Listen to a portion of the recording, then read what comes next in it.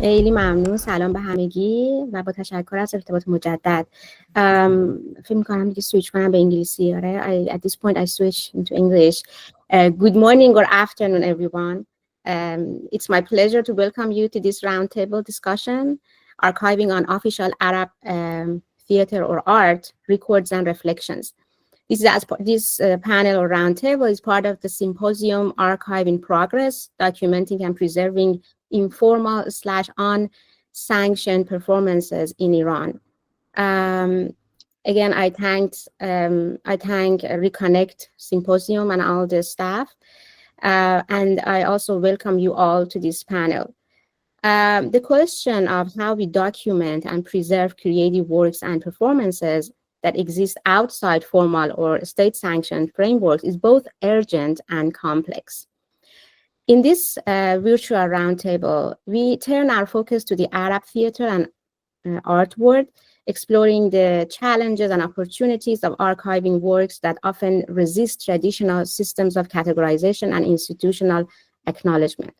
It's a great pleasure that I'm the host of this panel, and today I'm joined by a group of distinguished panelists, exceptional group of panelists from West Asia, North Africa, or Middle East, North Africa. Today I'm joined by Aliya Khalidi from Lebanon. Aliya is an actor, director, lecturer at the Lebanese American University, and also Mahmoud Sayed. He's a theater director, producer in Egypt. I'm also joined by Khaled Barakeh, a multidisciplinary conceptual artist from Syria.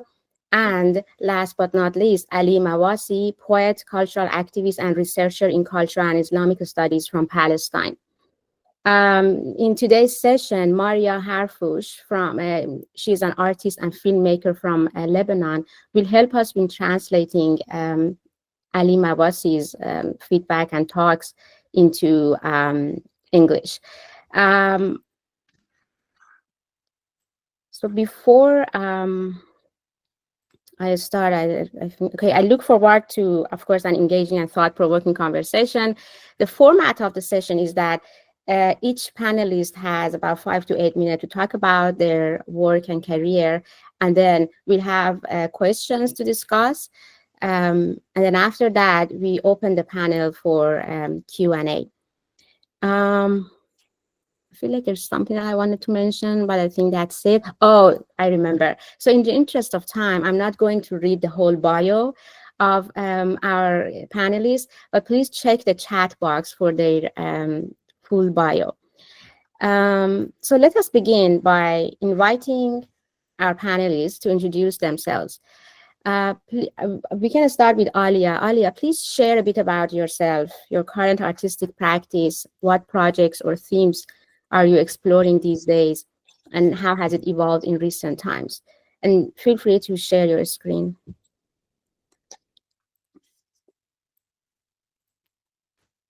Hello, and thank you for inviting me to Reconnect Festival. Hello, Marjan.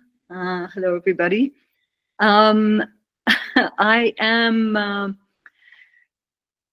have been a theater practitioner for many years, but at the moment I will address my most recent project, which is well, I'm going to start talking about archiving in Lebanon just briefly, because Lebanon, as you probably know, has gone through an abundance of, wars, destruction, devastating economic collapse, the third largest bomb explosion, the recent Israeli aggression, all under the hands of a corrupt government. So this government has been led by ex-warlords who still haven't agreed on Lebanon's historical facts. So the last thing on their mind is to archive. And if they do archive, they archive their own, their own set of understanding of what history is. And therefore, theater archiving has no central independent body or even a government organization to document and preserve the rich heritage of theater in Lebanon. And this is where I decided to establish a foundation called FADA, Foundation for Arab Dramatic Arts, which is also an acronym for Fada in Arabic, which is, if you put Fada next to the word theater, Fada al-Masrah, it means the stage. So, well, one of the reasons why I decided to establish this is this, scarcity of theater resources, and the thirst, my own thirst to learn more about theater heritage. So, furthermore, I teach a course on theater in Lebanon and the Arab world. And for me, my students find it extremely difficult trying to get resources to be able to write essays, and so therefore we collected a group of theater practitioners, directors, actors, playwrights, and academics and designers, and we've evolved the idea of archiving into a more interactive venture. So, for example, I'm going to share screen now. So this is Fada. For example, we, in the first 2 years since the launch of Fada, we still don't have any funding yet. As volunteering members, we've accomplished a lot of things, but slowly it became clear to us as active theater practitioners, and academics, that archiving has a wider responsibility. So we will need to step out of our comfort zone of collecting material to be archived, stored, documented, digitized, and all that. There was something more to be done. So we incorporated the idea of live archiving.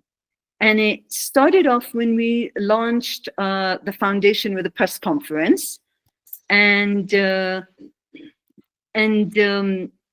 instead of just having a press conference, we opened the event with 3 local theater practitioners who recited excerpts from their early performances as actors on stage. Now, what was noticeable was that some audience members actually recited the lines with them because, these have become like oral history. And this stirred an interest in exploring this idea. So when we planned our next event, we decided to organize a storytelling, sorry, I didn't move the slides. So this is the introduction by one of my students. And this is the audience before the actual press conference took place. And these are the 3 reputable theater actors who were reciting, lines from previous plays of theirs. So then we decided that we were going to, when we planned our next event, decided to organize a storytelling session, like an open mic session, and invited theater actors to relate some of their backstage stories as a public event. We asked 5 actors from, different generations and left them to improvise. And meanwhile, we recorded their stories on video, and they have become part of our live archives that will be uploaded to, our YouTube channel for the public, because there are so many theater practitioners who don't write their stories. They don't document their own work. They don't even archive their own work. So we thought if we bring them, forward and have them stand in front of a public and tell them as stories, then these stories will be documented and people can actually hear it from the source, the actual source. So we also heard another event with, this one was called دقوا على خشبة المسرح, which means knock on the theater, door. And this is where, a live audience just comes in and listens to the stories.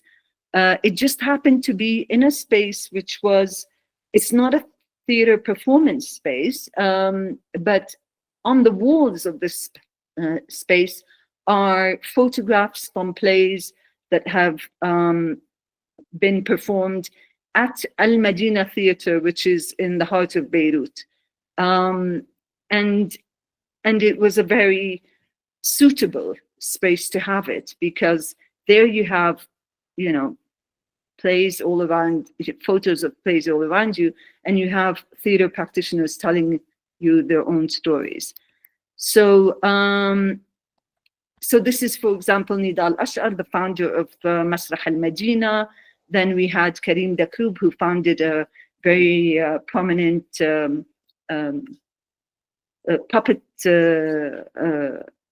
puppetry group.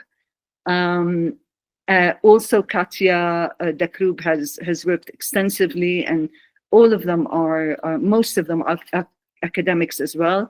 Zena Dakkash, for example, does the drama therapy in prisons in Lebanon. So her experience is completely different. And although, you know, some of them may document, but not in the same way that they tell their story, you know. And this is Awad, a young, fresh graduate who has extensive experience in theater as well. Then the second event had, you know, 3 others: Faiq Hmaisi, Anju Rihan, a famous actress, Rafiq Ali Ahmad also as well.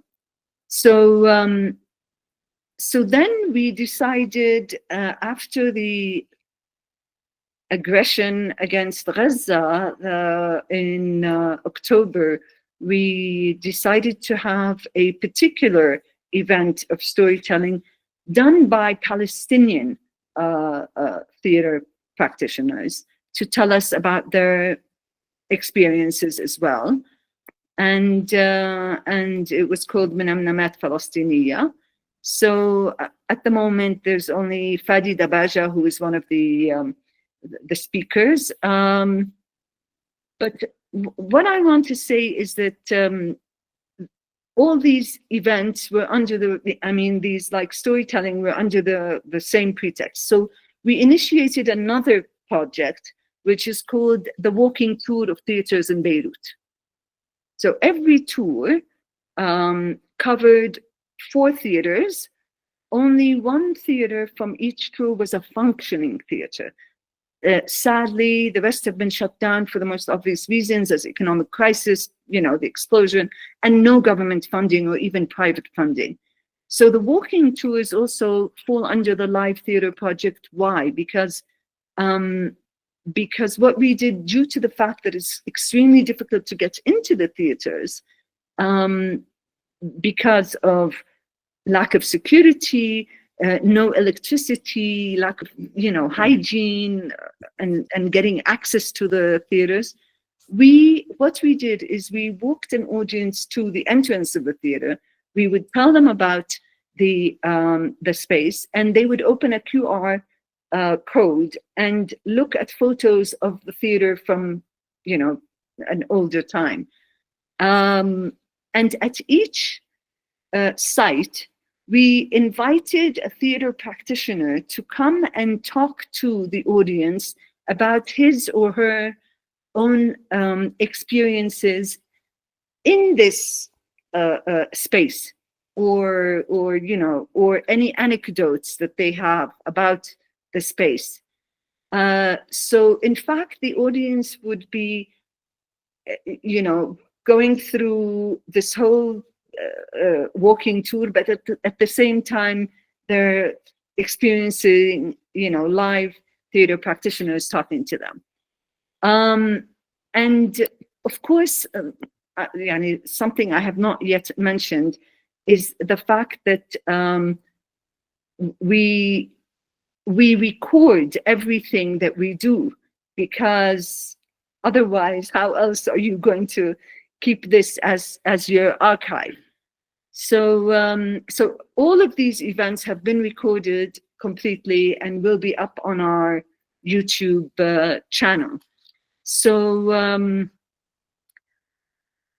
yeah, so that's for the most of the archiving, particularly archiving work that we have been doing at FADA.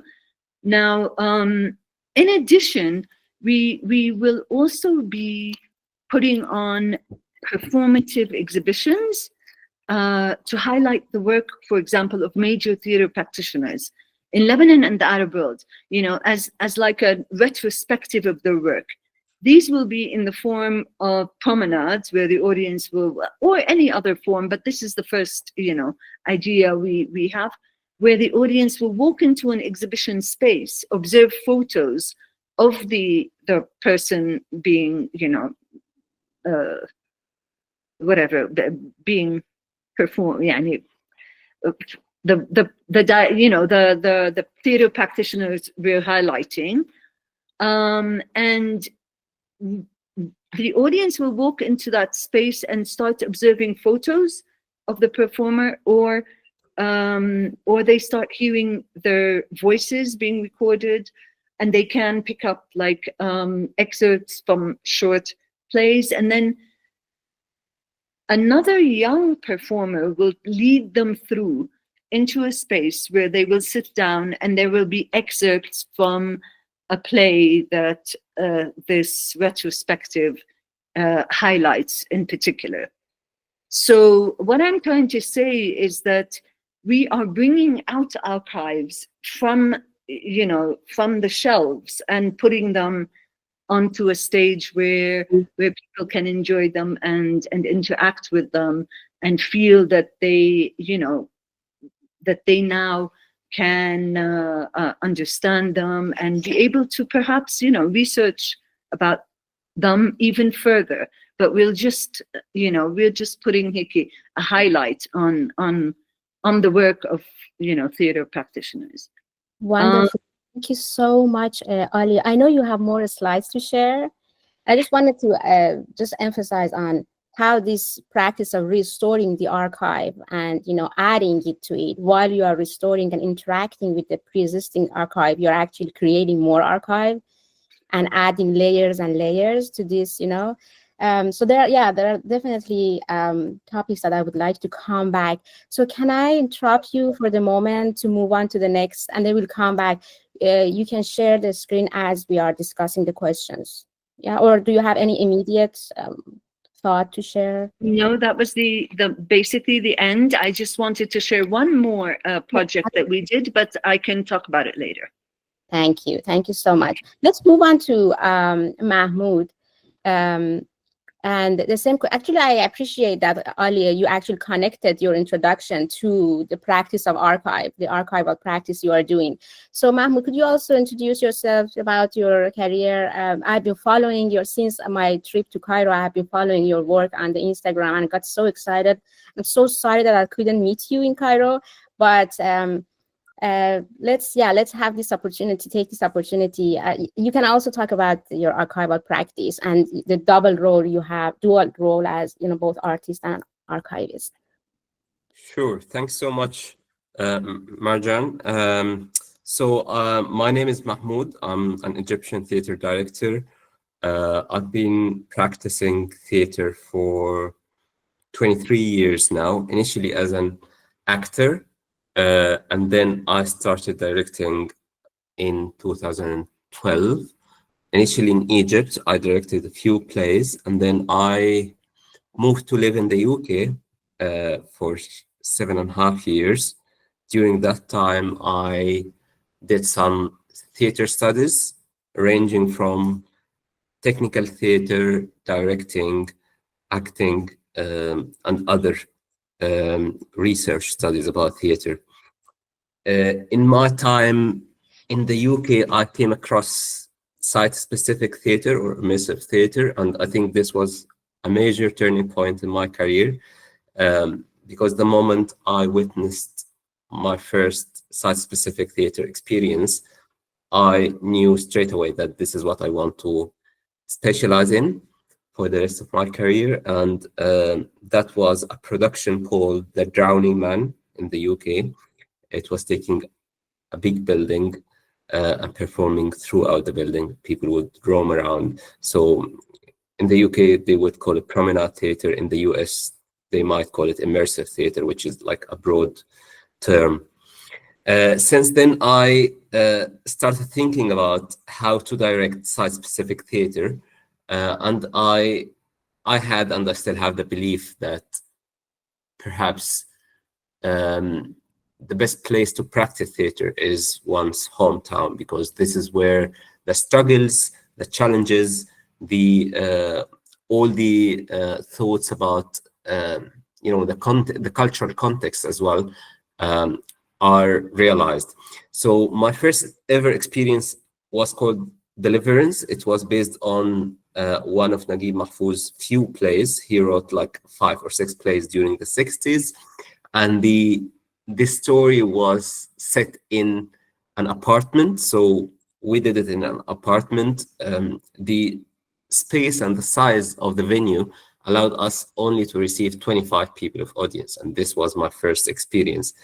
And then, since that experience, I started to form and develop my practice of site-specific theater, because it was very educational journey for me. I started trying things, see what works for me, what doesn't work for me, what works for the Egyptian or the Arab audience, and what doesn't work. And during the time from 2015 until now, I did the Deliverance in few venues around Cairo, and every time it was directed in a new way, because obviously in site-specific, the site is the dominant element in the theatrical experience, because the features, the architecture, the echo, the everything that the site imposes on the experience would eventually lead the experience to be different from the previous time, even if it's the same text.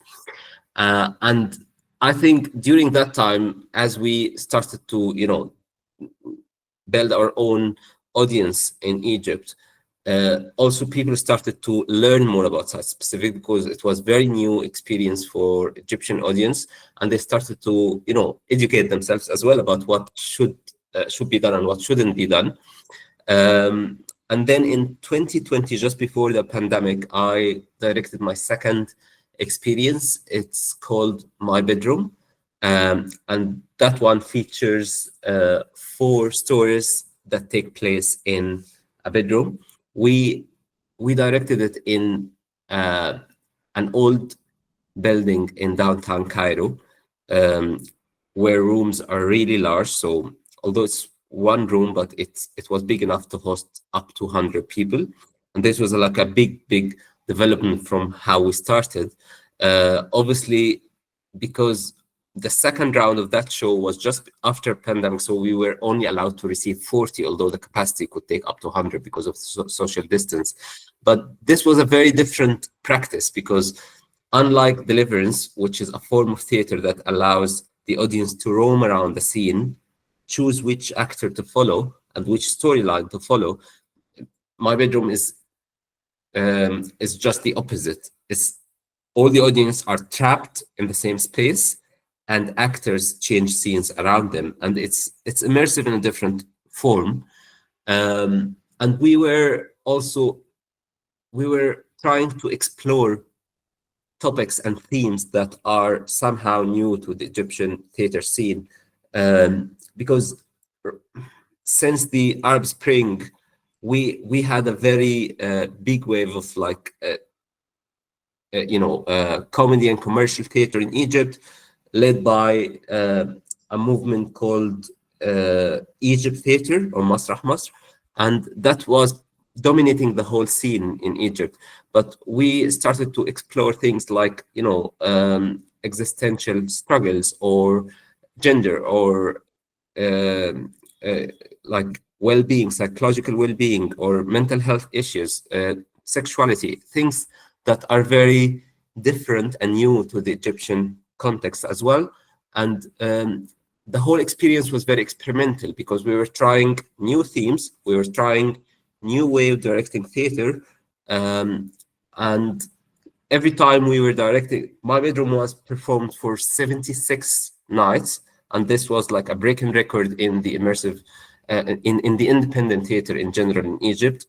It was seen by more than 7,500 people in Egypt. And in 2024, just last year, February last year, we produced My Bedroom 2, which is like a new performance, new stories, but exactly in the same context, 4 stories that take place in a bedroom. And again, we were trying different things in this experience. And the if I talk about archiving this experience is very tricky, because firstly, the theme itself cannot be archived in traditional ways like filming or recording, because obviously the audience form part of the experience and they occupy the whole space in a way that's difficult to distinguish who is an actor and who is a member of audience. So if I pose a camera in one corner and try to record it, it will not be that much authentic or mirroring the experience. So we decided not to film it, not to archive it in this traditional way, but to archive the experience itself by focusing on how it looks like, how it feels, the emotional roller coaster the audience go through when they attend this. And this was done through short reels, photographs taken by us as the company, rather than members of the audience, and posting this on our social media. And also we have some testimonies with the audience right after the performance. In terms of setup, we are called Stage Left, and this name has two meanings. The first is, as I mentioned, we are trying not to be mainstream, so we are kind of left-wing if we come to directions, but also because we left the stage to go and do our theater in other venues. So that's why we called ourselves Stage Left. We are an official company in the UK, but we practice. So far, we've been practicing mainly in Egypt. In Egypt, we take the form of theater troupe for independent artists. Our artists, range from people who have been working in theater and on stage for years and years, and people who would like to explore themselves and act for the first time, people who act for screen. So we're not limiting ourselves to a specific group of artists. The most important thing is how close they are to the parts they are playing and how fit they are for those parts. Thank you. Thank you so much. Thank you for bringing actually our attention to the topic of authenticity of, archiving. When we archive, what happens to this and how this actually impacts our understanding and our interaction with the performance. This is another topic that we'll discuss in detail later on. But thank you so much, Mahmoud, for sharing. I move on to, I'm not sure if Khaled is ready to present his website. Khaled is joining us from Syria. And thanks again for accepting our invitation, Khaled. Can you share your screen or you need to allow me to share the screen, please. Oh, I think. Yeah, now I'm allowed. Oh, thank you. Excellent. Yeah, so I will start by introducing myself. And so my name is Khaled Barakeh. I'm from Syria originally. I was born in Syria. Can you see my screen? I cannot see. I don't know if others want to. Okay.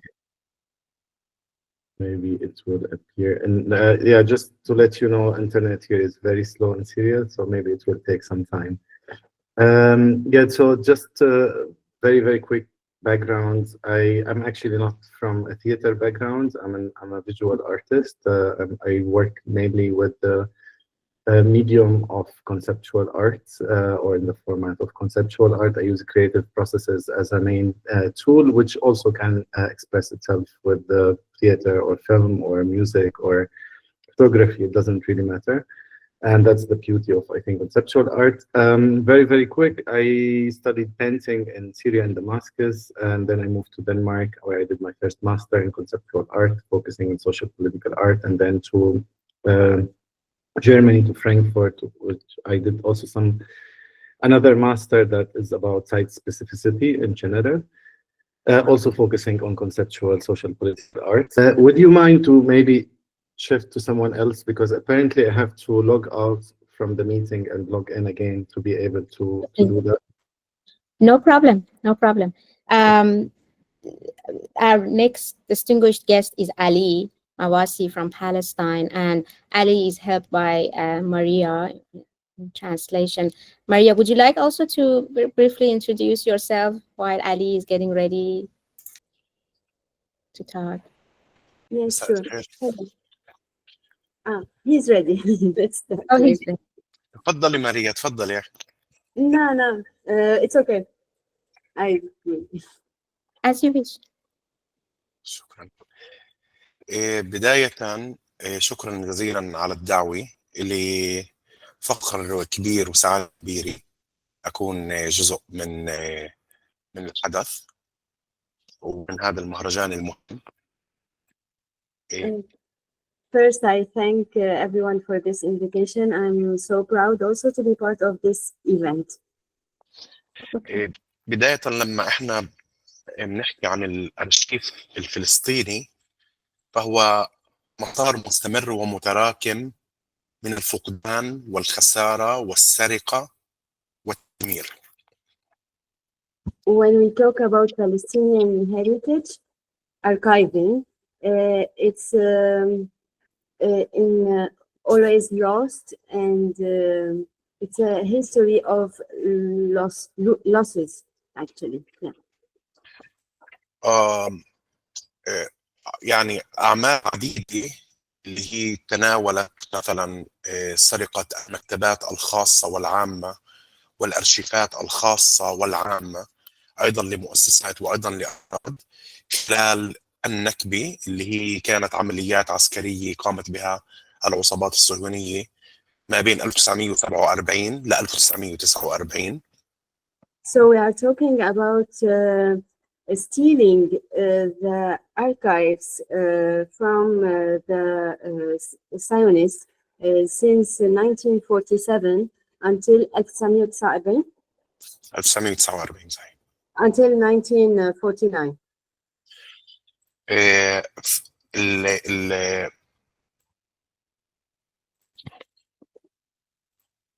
الصوت مسموع. بعدني أنا موجود صح؟ أوكي. الحديث عن عشرات مئات آلاف الوثائق والمخطوطات والأعمال اللي هي تم الاستحواذ عليها وهي ما زالت موجودة في أرشيفات إسرائيلية مختلفة. أيضا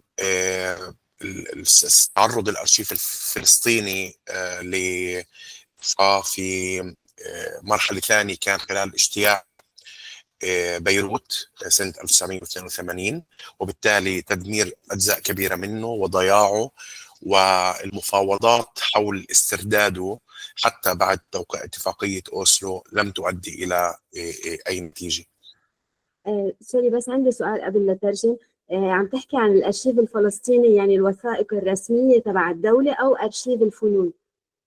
يعني الأرشيف يشمل أيضا أرشيفات الفنون، أيضا أرشيفات خاصة وأيضا أرشيفات عامة. So we are talking about the archives, the official archives of the government, and also the archives of arts. And both of them were stolen by Israel. The second time, it was in 1982 during the invasion of Beirut.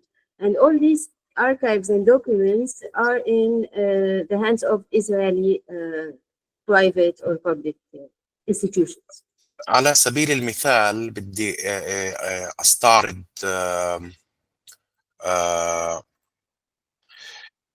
نموذج اللي هو فرضاً المكتبة الوطنية الإسرائيلية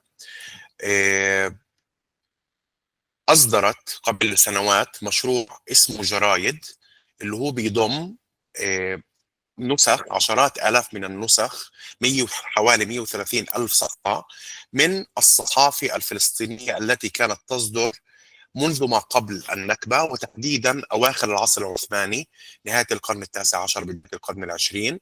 وأشهر تلك الصحف مثلا فلسطين، صحيفة فلسطين التي صدر أول عدد منها سنة 1910.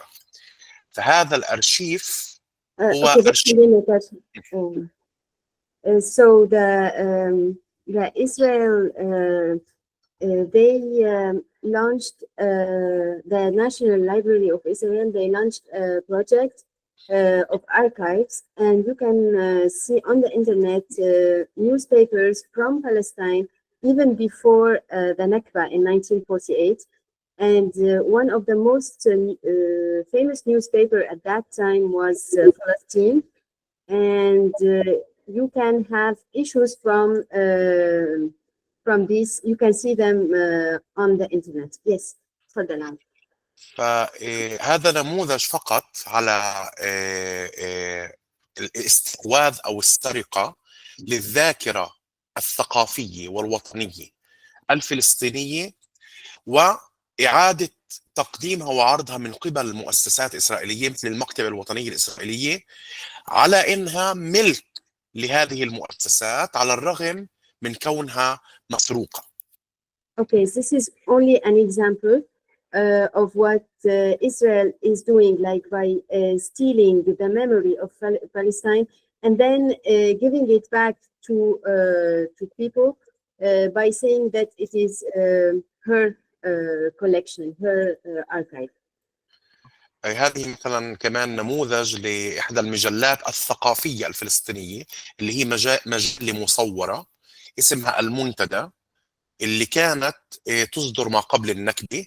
وإحنا بنحكي إنه بعد التنظيمات العثمانية 1908 القانون كان في تطور كبير جدا لحركة الصحافة الفلسطينية التي كانت توثق مختلف أشكال الإنتاج وأنماط الحياة الاجتماعية والثقافية والاقتصادية والسياسية في فلسطين.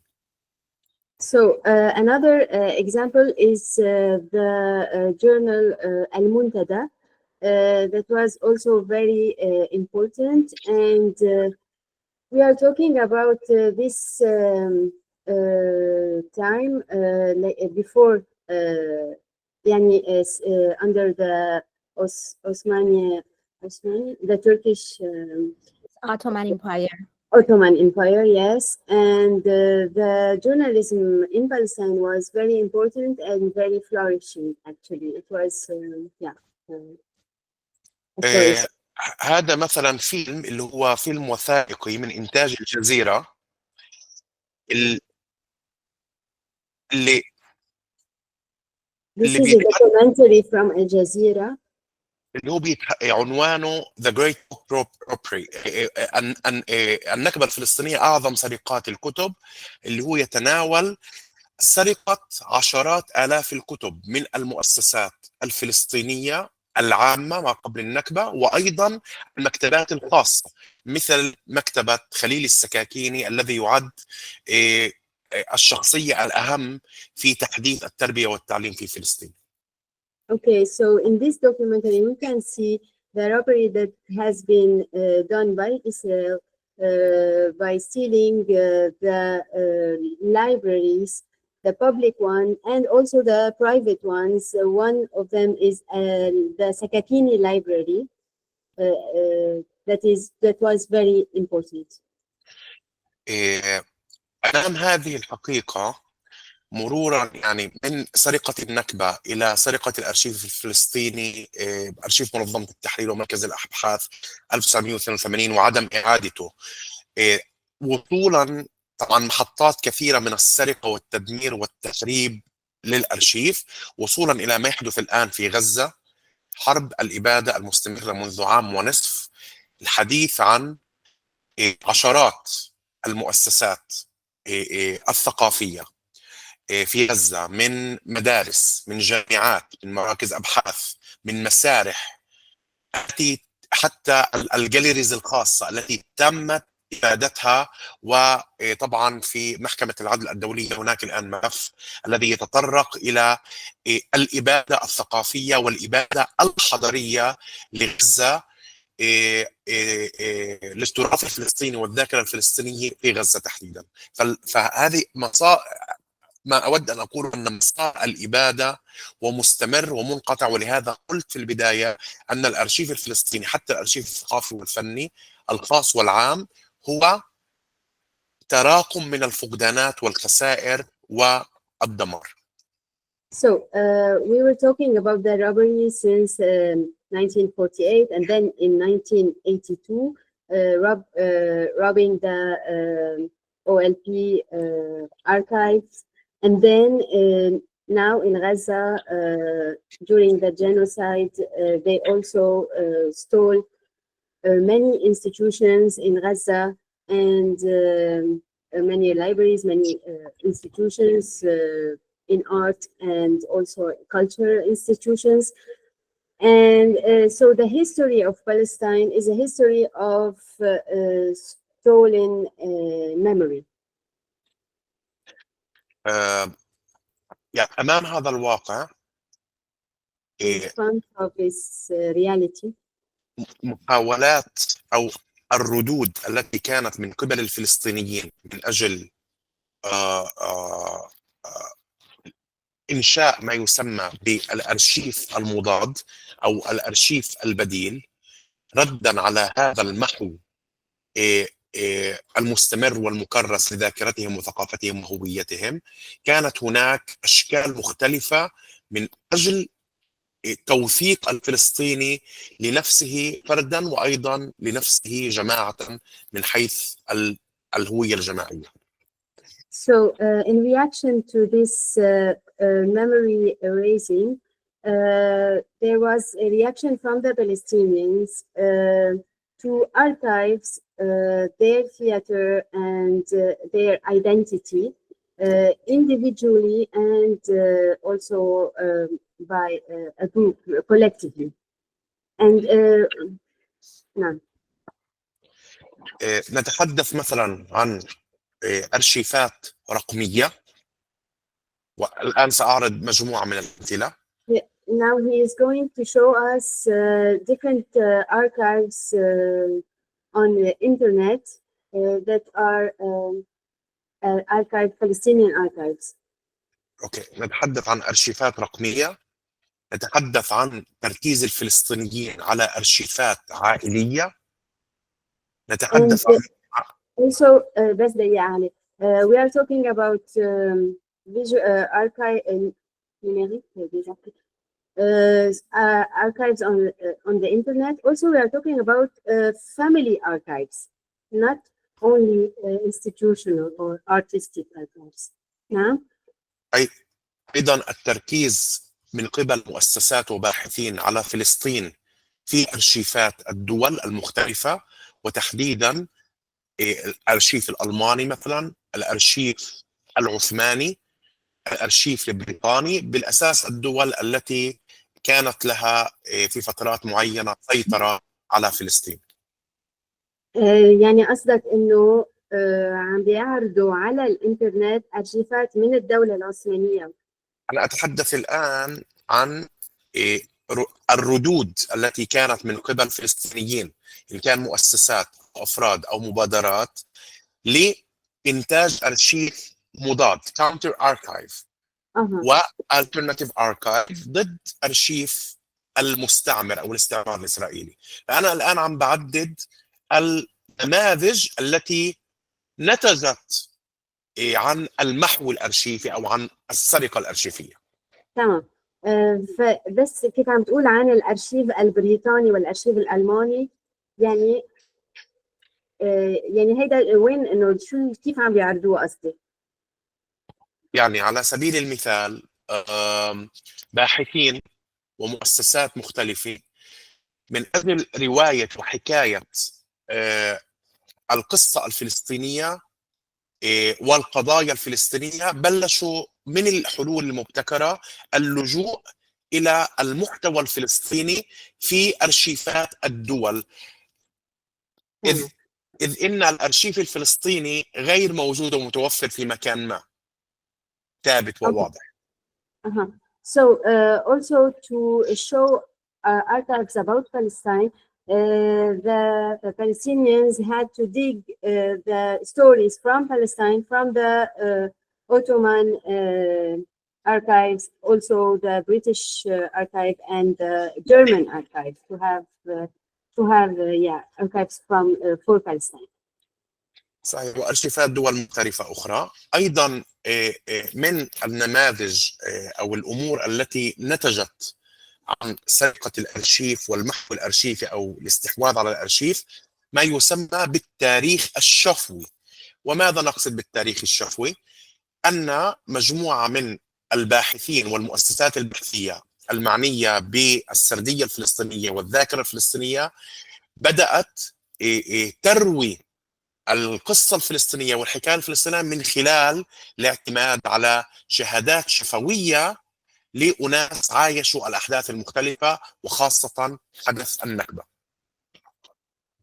So in the examples of counter archive, we were telling stories. We were working on the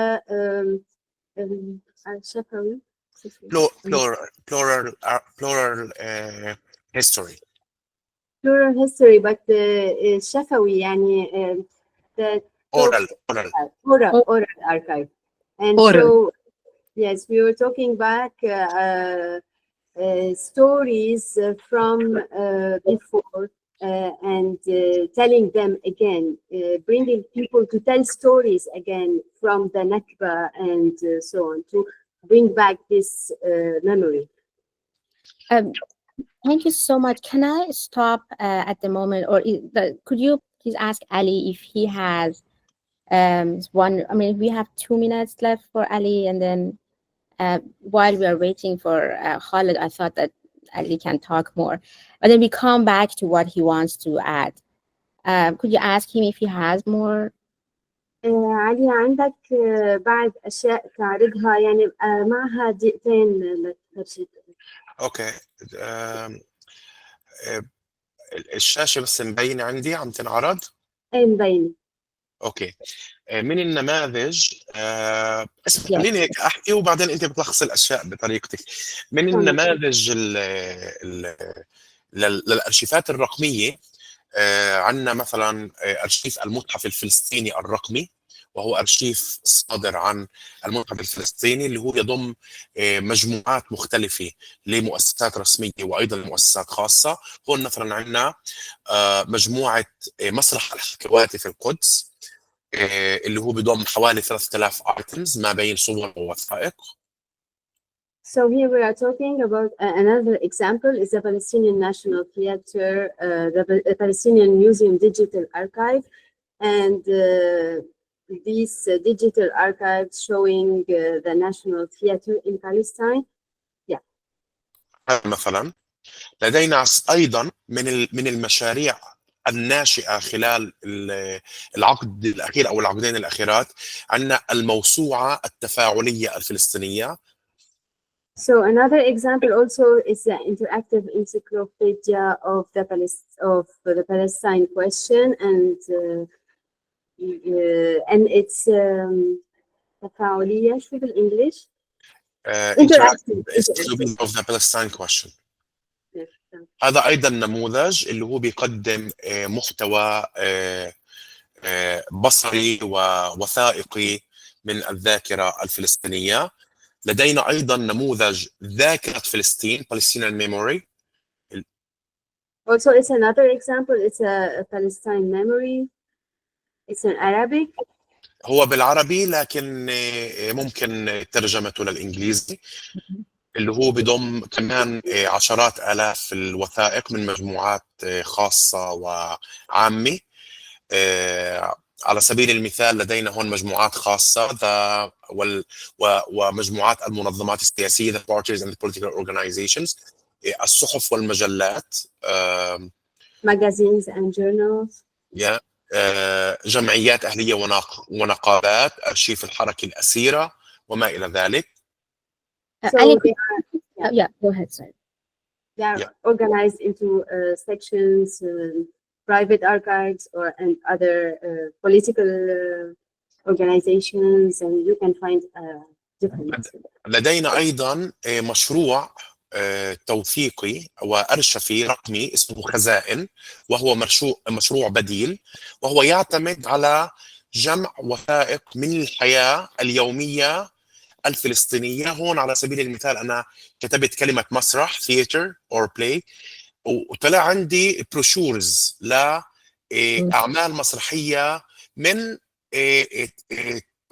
قدمت لهذا الأرشيف من قبل أشخاص عاديين وأيضا مؤسسات عادية. هذا أرشيف تطوعي، الناس يقدمون الوثائق إليه وهم يقومون بعملية الرقمنة لهذا الأرشيف وعرضه من خلال الموقع. So Khaza'in is also a project where people can put these documents on it, and you have many subjects. مثلا you can type theater and you'll have theater shows that have been put by people like Wikipedia. You know, it's the same. اوكي. واخيرا يعني الامثله كثيره، ولكن اخيرا انا اسست وادرت تحرير مجله اسمها مجله معنيه بالثقافه والفنون الفلسطينيه، اسمها فسحه. Ali, he founded a magazine about cultural and artistic events, and it's called فسحه. المجلة عملت لمدة 10 سنوات. في العام الأخير توقف التمويل الخاص بالمجلة، لهذا توقف صدور المجلة. لكن المهم في الأمر في موضوع الأرشيف أنه كانت لدينا زاوية اسمها عمار، وهذه الزاوية كانت تختار مادة واحدة أسبوعيا من الصحافة الفلسطينية السابقة، المجلات الفلسطينية، مواد ثقافية، وتعمل على إعادة تفريغها بشكل حر ومفتوح. So in this magazine there was a section called Amar. In this section you can find articles of old newspapers, and they would put it to public again, share it publicly, you know. يعني على سبيل المثال هذا حوار مع فنان معروف جدا فلسطينيا وفي العالم العربي اسمه مصطفى الحلاج. حوار كتب في مجلة المعرفة، نشر في مجلة المعرفة عام 1975. أجرى الحوار مع الفنان خليل صفية، ونحن ببساطة ذهبنا إلى النص كPDF أو كهارد كوبي وقمنا بتفريغه من أجل إتاحته للقراء في فلسطين والعالم العربي والعالم. For example, this is an example of an article about a discussion made with a very important artist, Al-Hallaj. And so they reshared this article again, and you can download it as a PDF and read it again. Thank you so much. Let's stop here. Again, in the interest of time, I really appreciate giving this overview of the history of, archive, which is definitely a sort of violence, in my opinion, because it's, as you said, the history of erasure and loss, unfortunately, and robbery, as you said. And I think that the websites that you shared with us actually show the significance of digital archiving, and I would ask you to please share the links of the website with us so that we have access to all these archives. I think they are a significant contribution to the history of art and culture in a region that is in constant struggle with reclaiming, space and reclaiming the identity. This is all very inspiring, and I appreciate sharing this information with us, and also the history with us. And the other thing that came to my mind as you were talking, Ali, was this dispersed nature of archive, of your artistic work, of the projects that is all over the world. And I think it's part of the strength. It might seem an unfortunate thing that is so, all over the place, but it's also a sort of strength, it's positive aspect that they are all over the world and we can find them and access them. But it's definitely a sad history of, as you said, archive. And I think it's very important that we restore. And I'm so glad that you shared that in response to this erasure and loss and robbery, you're actually collecting this stuff. Thanks to digital and social media and platforms, we have them. So as I said, thank you very much we'll come back to the examples that you shared with us, the resources that you shared with us. We have Khaled here who joined with us. I hope that Khaled, you can now share your screen. Yes, I can. Sorry for the technicality. It's also, I think, brings also the question and the importance in archive in countries as where we live, right? Because it has its own reality, and which is very, very challenging. Yes. So very, very briefly, because my interest as well within the questions you sent to us up front, so the interest of what we are working on, what we were working on before, it kept shifting all the time, right? So because of the reality that we live in, because on one hand, we were one day, like the Syrians, they became refugees. And then I was kind of busy with that because I also became refugee myself because I didn't have any other opportunity to stay in Europe besides applying for asylum seeker. And then the question is, as Syrians, we are all over the world. We are not one nation anymore. Hopefully, we will become back again now since we have the opportunity to. But before we became like similar situation as the Palestinians, one nation, but we are many nations at the same time because the Syrians in Jordan has different challenges from the Syrian in Germany or Syrians in Lebanon, or and challenges and languages and knowledge and currency, like everything. We can kind of separate yet connected nations. So one thing I would think about, which also related to the archive, is how can we connect us? How can we bring us together? How can we maintain the production from all kind of artistic and cultural production in one place? The digital sphere was a very good answer for that. So I founded a cultural organization called Co-Culture in 2018 that support mainly artists, exiled artists, focusing on Syrian artists, but also artists in the global south. Sorry, the internet is very, very slow, so bear with me. So the Co-Culture has several projects. The first project that came to my mind is to actually try to index us, try to understand where are the Syrians today, what kind of art they produce, how can we maintain this production in one place, because our production start melting within the new communities where we exist.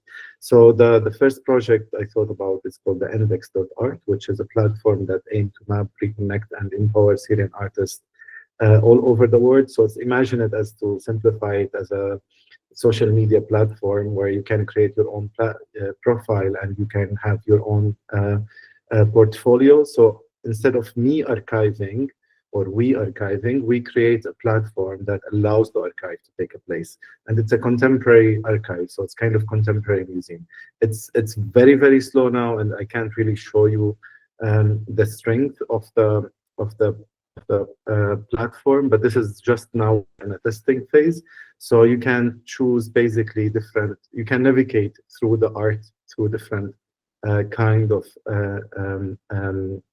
pages or ready-made categories. Like if you are searching for public art, conceptual art, Syrian revolution, blah, blah, blah, and you can create your own also category. So if you are searching for something specific, you can also create your own card where you can focus, for example, female artists before between the 19 and 2000. So you can also create, instead of queer art, for example, political art, etc. There's different ways of navigating the art. You have also art form where you can choose either performance, sound art. This is based on the form focus, art form focus, obviously. So you can navigate through the art. here you can we have something called time travel, so you can shift between time. So if you want to focus as well on a specific time, then here you can search artists based on their age. Then a newly joined artist, also to support artists who are just joining the platform. And then we have community favorite, also to kind of way of exposing that the art that has strength that people like. And here we have also latest uploaded artworks, so also like kind of new work to give more visibility. And here, yet to be explored, it's an artwork for a newly joined artist. So it's artists that they are not explored yet. Now it's not working. We have just actually Fatah al-Mudarris is one of the pioneers. But just as an example of how the platform works. So basically, you create your own profile, and through this profile, you can upload the work that becomes almost like a living museum as such, living digital museums, because every day is changing. Through the platform, we can organize exhibitions. We also know the capacity of the Syrian artists. Instead of, for any third party who want to support, instead of expectation, we can have reality. For example, how many young female artists between 20 and 25 living in Malmö in Sweden. So by going to the filter, you can also, the filter can make you have more specific focus on anything you want to search for. And now we are developing AI tool that also help artists to apply for funds, because it's something we don't have the cultural of it in Syria, because mainly before we have, either you have to go to institution, governmental institution, which absolutely you don't want to go to there to present your artwork if you respect yourself, because we can imagine like what kind of artwork is presented under the regime platforms, or you have commercial galleries. So we're trying to find ways and alternative ways also to present the artist's work. But anyway, so what I was trying to say, instead of, and now we are developing the AI tool that helps artists as assistants, help them to write their project, budget breakdown, etc., since we don't have this culture. And now Syria is open to the world again, so they can apply for external fund, etc., etc. And so what I was talking about first, the focus was in Syria in exile. And then now we have a new focus, which is Syria and Syria, right? Because we have the opportunity to come back and to rethink of how we can empower the art scene here, the cultural scene, how we can fight also the new authorities, because now we don't know in which direction they will take us. So I think being present, doing our project without permission, as we do art all the time, or how it should be. Of course, without, if it needs permission, we will go to get the permission if it's public space, but not living under their condition of permissions. So that's another project, just to very briefly to run through the co-culture. So another project I was thinking of is a Syrian Biennial. For those who doesn't know, I'm sure everyone know what Art Biennale is. Art Biennale is like film festival for film. Biennale is an exhibition. It's more than an exhibition, actually. It's a celebration of art in one place. And usually national states have their own biennial. So Istanbul Biennale, Venice Biennale, Shanghai Biennale, Sharjah Biennale, etc., etc. And Syria, we never had a Biennale. So the idea started in 2018, before the pandemic, to create a Biennale that follow the refugee routes. So each edition will take a place in different countries, from Lebanon to Istanbul to Germany to Berlin to elsewhere. Now, since Syria is free again, or I don't know if it's free, but since now we have a new possibilities, so now we can think of establishing the Biennale in Syria as well, presenting the work that has been archived, because there's a lot of work that is, or a lot of efforts and initiative has been done to archive the work that is after the revolution, or pioneer artists. There's different initiatives to present their work, which is, I think, very, very important. So the idea of mobile Biennale shifted now to become a Syrian Biennale. I will not maybe go for more project and with co-culture, maybe because it's irrelevant to this panel, but just very, very quickly, also after 2018, I start thinking of maybe it's enough that we try to make advocacy for Syria, because our blood literally covered all the screens and no one cared and nothing has been changed. There was a court against the Syrian regime in 2000. I can't remember at what year it started, maybe 20 or 21 in Koblenz, city called Koblenz, where two officials, they been taken to justice for the first time ever against the Syrian regime. So what I start thinking of, let's stop the advocacy, let's start focusing on justice system. So we created a campaign called Art for Justice and Accountability. It has many, many activities that I will not go through now. I used to run a space in Berlin called Co-Culture Space. Also, it's a community space where we present the artwork of the community, and it's kind of community curation instead of us taking decisions. Another project that is also relevant, but since it's also started from an Iranian American architect called Aliya Khalidi, he created this ecodome, super Adobe, where he built, used, I don't know if there's more photos, maybe not. He used plastic bags basically to build houses, and it's very, very cheap. It just needs community support. So, and that's something I think we thought now we can actually implement, since the situation in Syria, there's like now destruction. I think I can't remember how much percentage of the country has no houses, but we can use the kind of look back in the history to move forward in the future, use the capacity and the resources we have. And it's very beautiful. This is very simple examples of what I have here, or how it can be built and in which scale. Another thing that I start focusing on after October 7th, obviously, is the situation, the occupation on Gaza, the Israeli, the Zionist control of the world. If you want to also think about it in bigger scale, because of course Palestinians, they're paying the huge price for it, and I can tell you, like, I don't even want to live in this world where this is allowed, because this is really, really, really, really beyond anything. Like, it's a hellish on earth. If there's a hell, I don't know if there is, but it would be this. It can be worse, really. But also, it was one. I mean, there's nothing good come out of this, but one good thing, so to say, is also exposing the Zionist project as a project that is, or ideology that is controlling literally the world. It's controlling the media. It's controlling governments, it's controlling algorithm, it's controlling companies, it's really controlling us. And then you find out that all what you are trying to do, kind of fighting the system within, it's just they kind of put us in a cage, and they told us, okay, you can move until here, this is your roof. And the moment you step out of this roof, you start being censored and cancelled. I don't know if you know, as it's happening in Germany. It's very, very intense in Germany. I'm sure you know. If you don't know, please learn about it. Germany, they turn back to their Nazi side.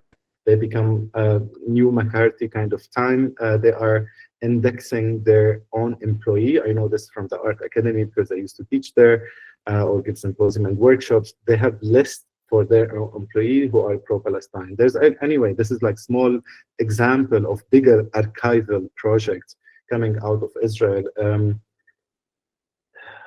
Canary project, it's called. Basically, it's a massive database that has an academic, artist, cultural producers, name it, everyone who's pro-Palestine, right? So if you want to hire people as a Zionist person, you can access this index or this archive, and you can not archive the database basically, and you can see the political view of this person. So literally what the Nazis did to the Jew. So there was another shift of my focus, which was a previous shift actually. Before Syria, all my focus was on Palestine.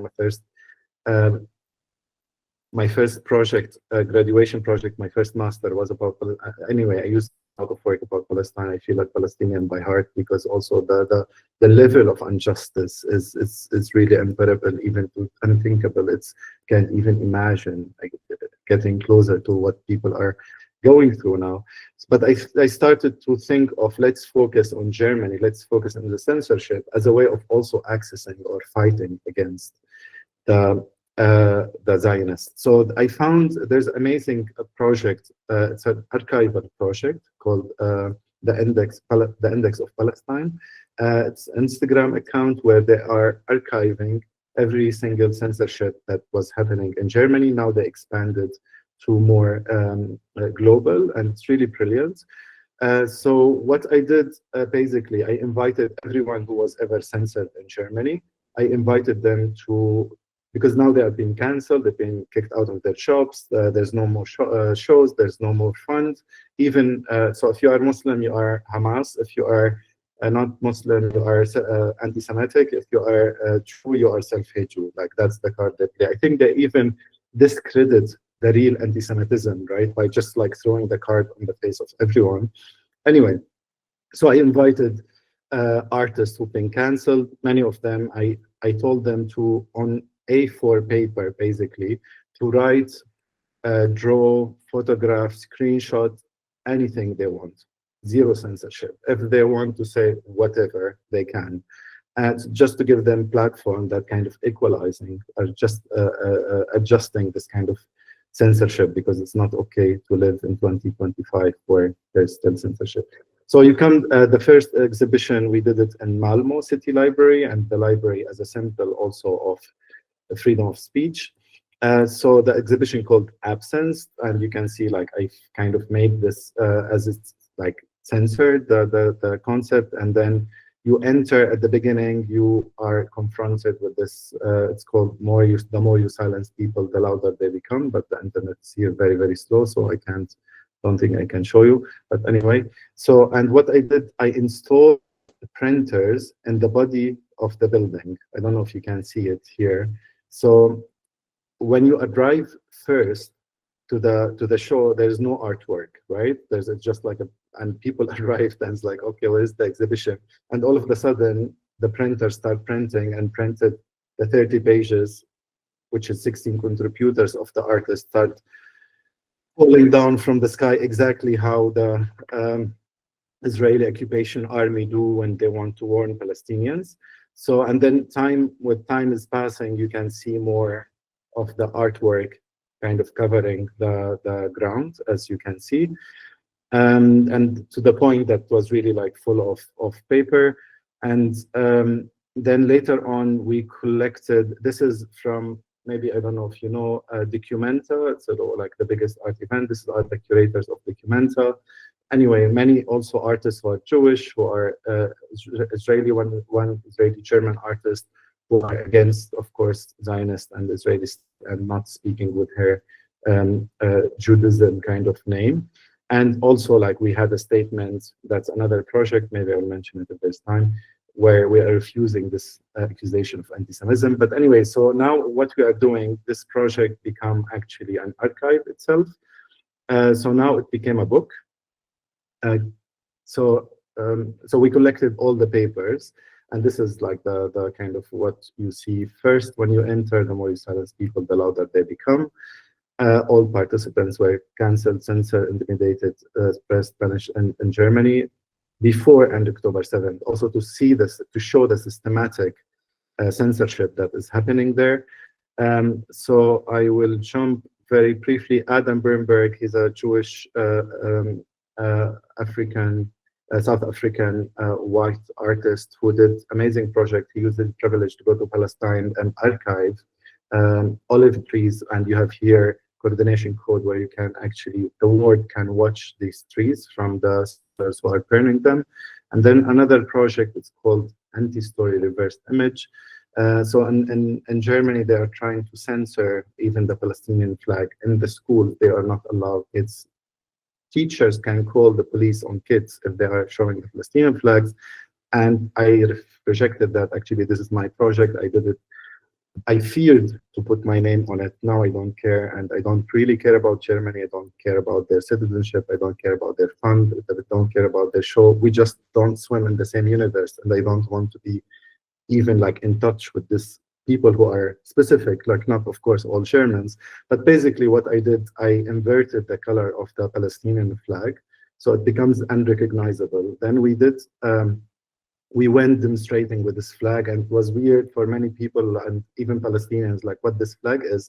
But basically, when you go back home and you invert the photos, so you invert the color that is inverted, so the Palestinian flag appear again.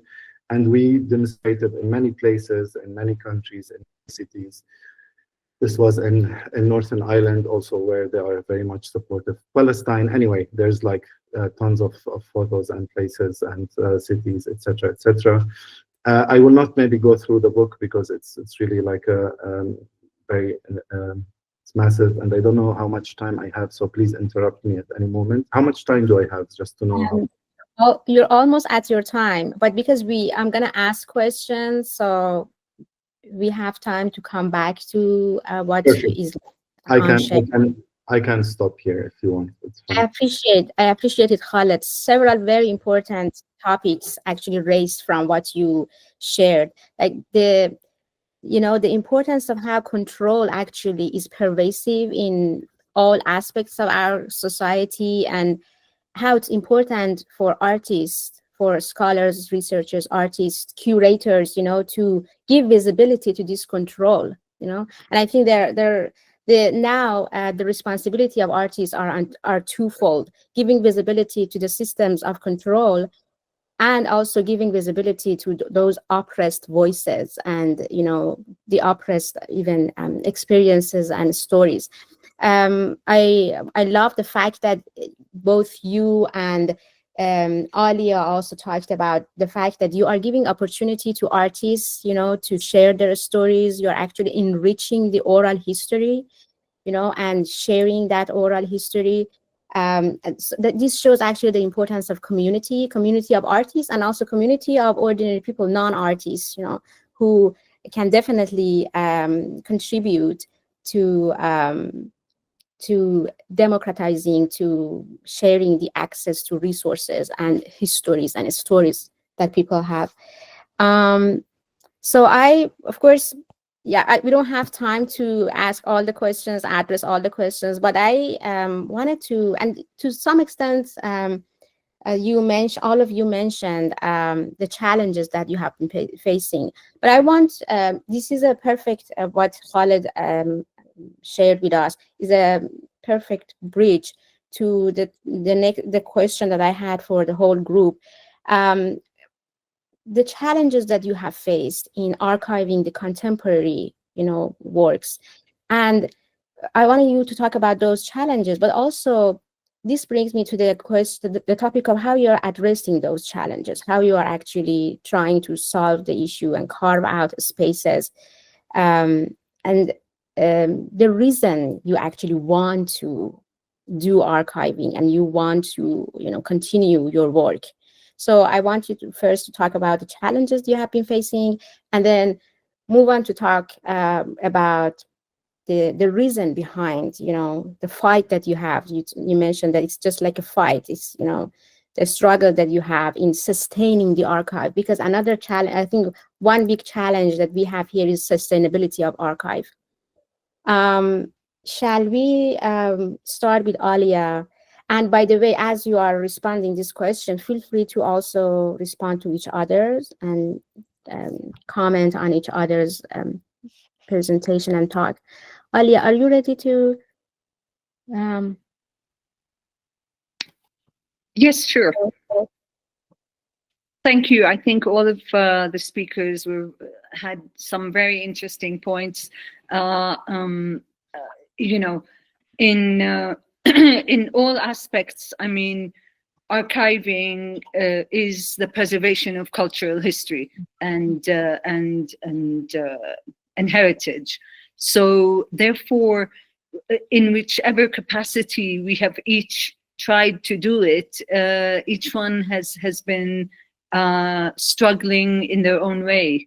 I would say for me, particularly as in our foundation, FADA, of course, funding is one of the major issues. We do not get any funding from the Lebanese government. We and since we are, a very new foundation, we still do not have. We don't have a presence yet in that sense, but we just acquired.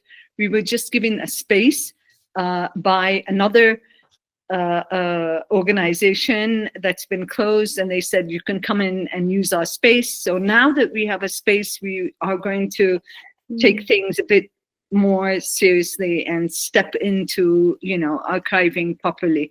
But of course, you know, the challenges is the funding for us. But I just wanted, because Khaled was talking about the issue of Palestine, because I'm Palestinian Lebanese. Of course, this is something that's very, you know, close to my heart. But in the recent Israeli aggression on Lebanon, what we tried to do was we created a project which really doesn't fall much under archiving, but we had to do something. We started by cooking for the displaced people in Beirut, and then we started getting mattresses and you know, blankets and hygiene supplies. And then we realized, you know, we're theater practitioners. We've got to do what we know how to do best.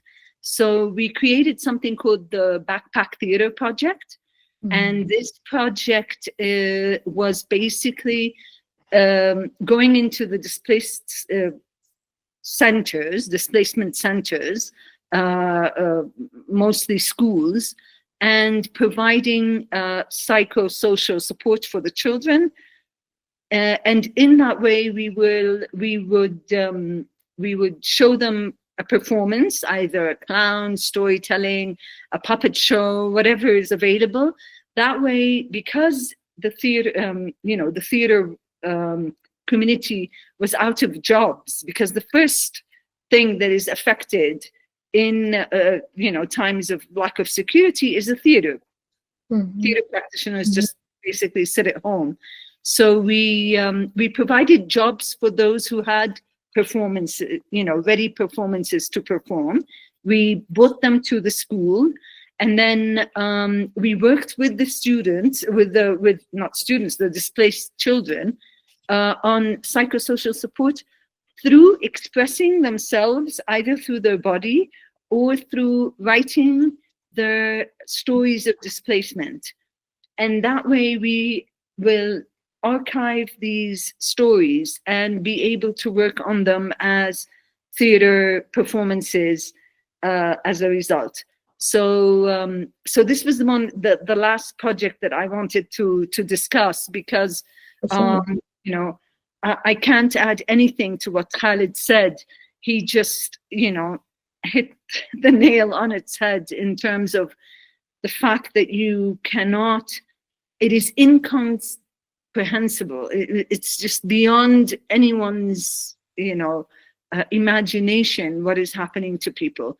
And children would describe, one of the girls described the 9 trees that were opposite her house in the south of Lebanon in her house. And she had this beautiful long description of how the trees change in the seasons and so on.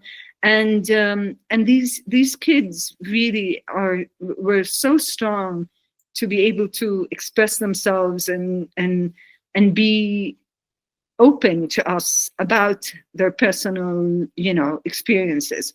So then we're planning to archive this and make it into something that, you know, they can make use of or try to feel better about, you know, as much as we can, because we're not psychologists, but we got the help of psychologists, and we asked them, you know, how to help us work on the emotions, to understand what you know, what fear is, what loss is, and stuff like that. Anyway, so you know, this is one of the challenges. You find yourself in a state of war. There's nothing you can do. You've just got to adapt your work to whatever you've got in front of you. So why do we want to archive? Quite this challenge and difficult, yeah.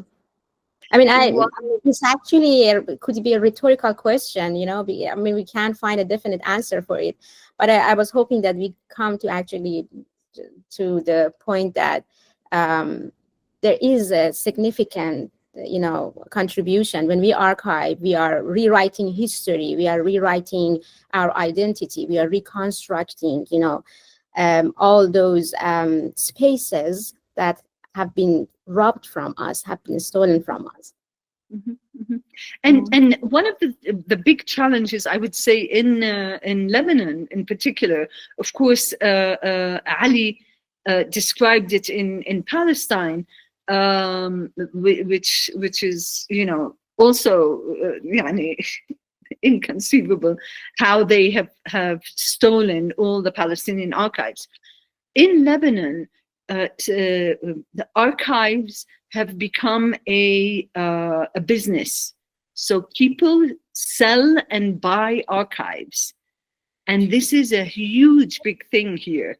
So and they pay a lot of money to you know, even the National Archives of Lebanon have actually been stolen about 2 years ago. Someone went in the middle of the night and stole a huge chunk of archives from the National Library. So so that's also a big challenge, because we don't know where these archives are, and then they pop up in the black market, and it's only by, you know, word of mouth you start knowing, oh, someone has that, and this is a huge, big, it's very, very sad. Yes, absolutely.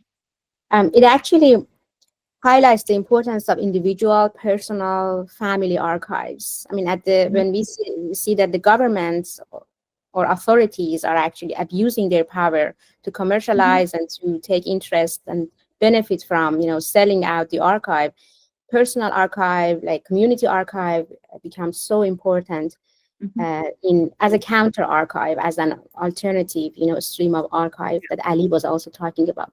Thank you, Aliya. I just want to say that Fada, now that it has a space, it will also be like an information center where people can come in and, you know, search for the information that they may want. For example, the history of Arabic theater does not even have a timeline. You know, I mean, if you want to go to Elizabethan theater, or I'm sure, you know, Iranian theater has a timeline, you know, that so-and-so started first and then he performed in blah, blah, and so on, that there is a particular a timeline that is very important, where students, academics, researchers can come to Fada, and of course we will also have a website. They can come to Fada and say, okay, so if Saadallah Mannous, the Syrian playwright, wrote that play at that time, and then what was happening politically in the Arab world at that time, so that you can understand the context and so on. So because, you know, as you know, theater practitioners are all socio-political people who have messages, and with the exception of commercial theater, but we're talking about, you know, proper theater. Everybody has a connection to the political situation, because our countries are extremely politicized, and our theater practitioners put that as you know, in the front line of their work. Thank you. Excellent. Thank you for sharing your perspective. So I don't want to follow any order. Mahmoud, Khaled, or Ali, please. Yeah, if I may just jump in very, very quickly, just to build up on what Aliya is saying, which is, I think, very, very important. I think one thing is, for me, the simplest, of course, very, very big questions, obviously.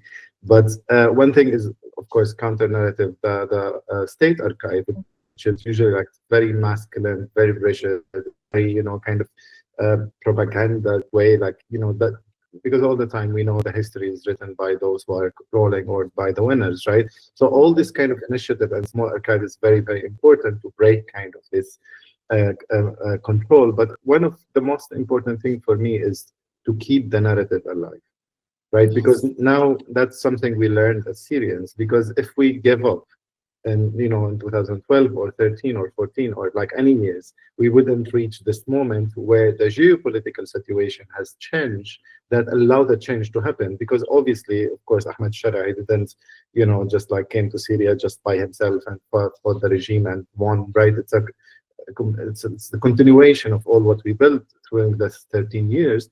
So, and that's what is important. You keep it. And especially now with the Palestinian archive, right? Especially even now after 8 years or 800 years, look at Ireland, right? So you wait the right political moment where the archive played a very important role in the recent time, where it can really flip the narrative. And without this archive, you can't build anything. Look at the indigenous American, right? Which in my opinion, we should start calling them Americans, not the white people calling them Americans, and these are the indigenous American. But anyway, so the Americans, the original Americans, the indigenous, they don't have enough archive, in my opinion, to shift the narrative, because what the Europeans, white Europeans did, they, completely erased their history. And while the Palestinians, I think what in my opinion, in my heart, or that's what I want to hope, that one day the narrative change because of the power of archives. Yes, absolutely. I agree. Ali and Mahmoud. Ali. اليوم صباحا، يعني بما انه بنحكي عن الارشيفات والتوثيق، اعلنت منظمه الأونروا، وكاله الأونروا اللي هي وكاله غوث وتشغيل اللاجئين الفلسطينيين، عن اضطرارها لنقل الأرشيف من قطاع غزة والضفة الغربية إلى مكان آمن كما أسمته خارج الضفة الغربية وقطاع غزة، وذلك بسبب الاستهداف المتعمد والمقصود لهذا الأرشيف، وبالتالي محو المحتمل لما هو متعلق بحوالي 6 مليون لاجئ فلسطيني من أصل 14 مليون فلسطيني في سجلات الأونروا كلاجئين. So the UNRWA today, اليوم حالي. نعم اليوم. The UNRWA today decided to move the Palestinian archive from Gaza and West Bank to another place to try to save this archive, not to be stolen by Israel, because in this archive we have the history of 6 million Palestinians, no? وواقعهم طبعا، وليس فقط التاريخ، الواقع، السجل الذي يحفظ أن هناك حالة لجوء فلسطينية. And their registers, يعني the fact that there is a reality of لجوء، immigration, Palestinian immigration. فبالتالي الحديث هو عن ليس فقط أرشفة الثقافة أو التاريخ أو الفنون أو الذاكرة، إنما أرشفة حقيقة وجود حالة لجوء فلسطينية. طبعا في هناك أيضا حوالي 2 مليون لاجئ فلسطينيين غير مسجلين في الأونروا بسبب التوطين في بعض الدول وما إلى ذلك. يعني we are not talking only about the cultural archive or the artistic archive. We are talking about the existence of these people. To erase their identity, even that they are immigration. Yeah, And also there are 2 million Palestinians not registered even. So they don't exist. فالحديث إذن عن الوجود الفلسطيني نفسه، وجود الإنسان الفلسطيني نفسه كلاجئ، خاصة أن هذا الأرشيف مثلا يحتوي على معلومات يعني حول الحياة الاجتماعية والاقتصادية والسياسية لهؤلاء الناس، وبالتالي يحفظ حقهم بالعودة إلى مدنهم وقراهم المنكوبة والمدمرة خلال النكبة. So in this archive also we talk about the reality of the lives of these refugees, Palestinian refugees, and also it gives them the right to go back, to their villages and to their homes. This is they are this register of this memory. Okay. of their rights actually, yeah. في مداخلتي في السابق تحدثت عن المحو والسرقة وكثافتها، وبالتالي هذا أدى إلى أن تتحول كل ممارسة اجتماعية وثقافية فلسطينية إلى نوع من الأرشفة، إن كان من خلال الأدب أو المسرح أو الطعام وطقوس الطعام، اللباس، حتى الأعراس وأغاني الأعراس وطقوس الأعراس. So every cultural manifestation, Palestinian cultural manifestation, will start to be an archive to preserve this culture, this memory, you know, to counter this erasure of their history. Yeah, like literature, theater, food, dresses, weddings, طقوس الأعراس. على سبيل المثال هذا نموذج ل كيف يكون عرس فلسطيني في قرية كتير. انظروا إلى اللباس والرقص والأزياء والنساء والأغاني.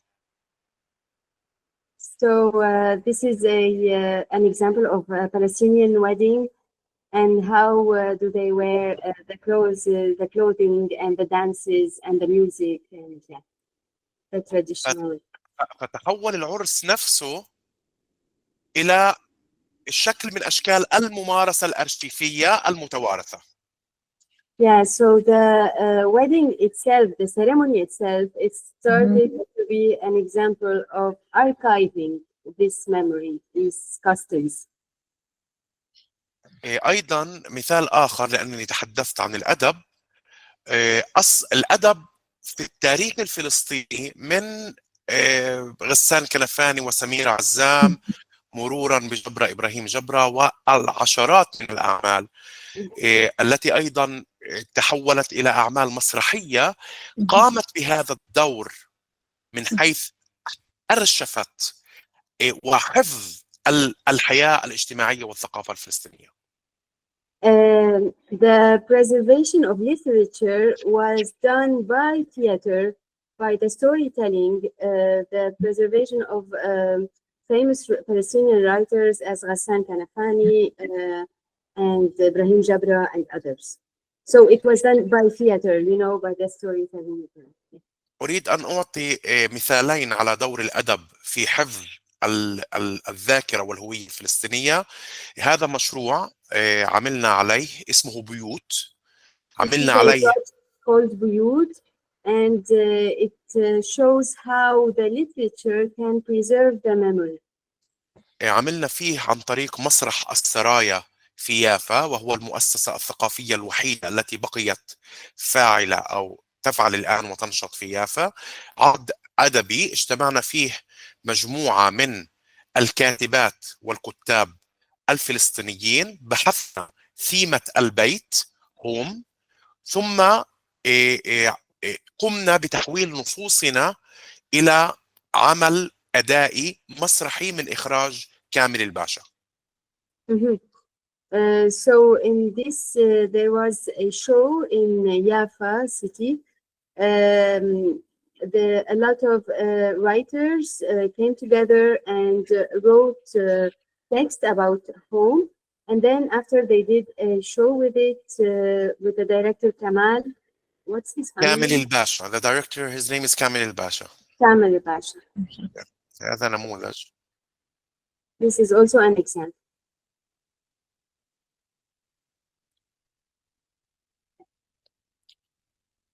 We don't have sound. Yeah, it's silent. I think when you share your screen, you need to also click the sound. Okay. Sorry. But these are all excellent examples and multiple ways of, you know, archiving the artistic projects and performances, like through embodiment, through personal archiving, Now can you hear the voice or not? Now? If you share. Can you hear now? No, I can't hear if others can. Can you hear, Maria? No, I am not. No. Okay, I don't know how to make it, but it's okay. Just one example about how كيف يمسرح الأدب وكيف قام الأدب بدور حفظ الذاكرة والهوية والثقافة الفلسطينية. Yes, so this was another example how the literature preserved the Palestinian history and memory through theater also. Absolutely. Thank you so much, Ali, for sharing. Because I want to save some time for Q&A, because we have such wonderful, patient audience members today, and I'm so proud of our audience members.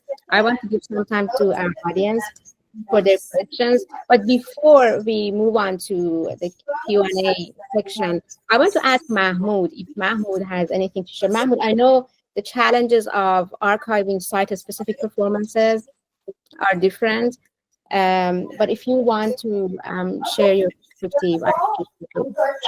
Sure.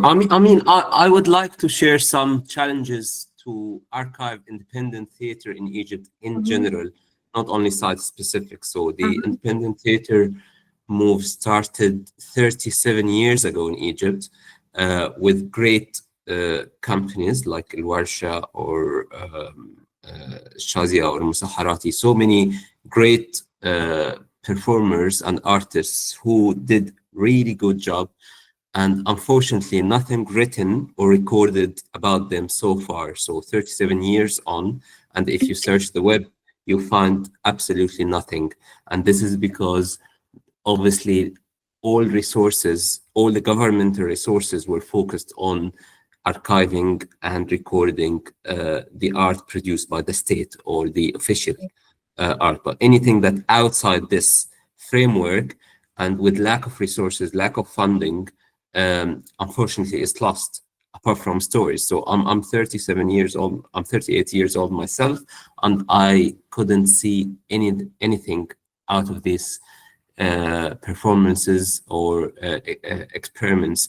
I'm told about performances that were done in moving buses and shuttles in Egypt in the 80s and 90s. I saw nothing about it. I even not only as a recorded material, but also as written stories. So we have a generation of artists and practitioners who hear stories about these experiences, but never saw any of it. We used to have a festival in Egypt called the Experimental Theater Festival. It's established in 1988 and it stopped with the Arab Spring in 2010. So this was the last version. I think it's resumed a couple of years ago, but in different format. And again, if we try to look up any of, and this was an international theater festival, so artists from all over the world were coming to Egypt every year to perform.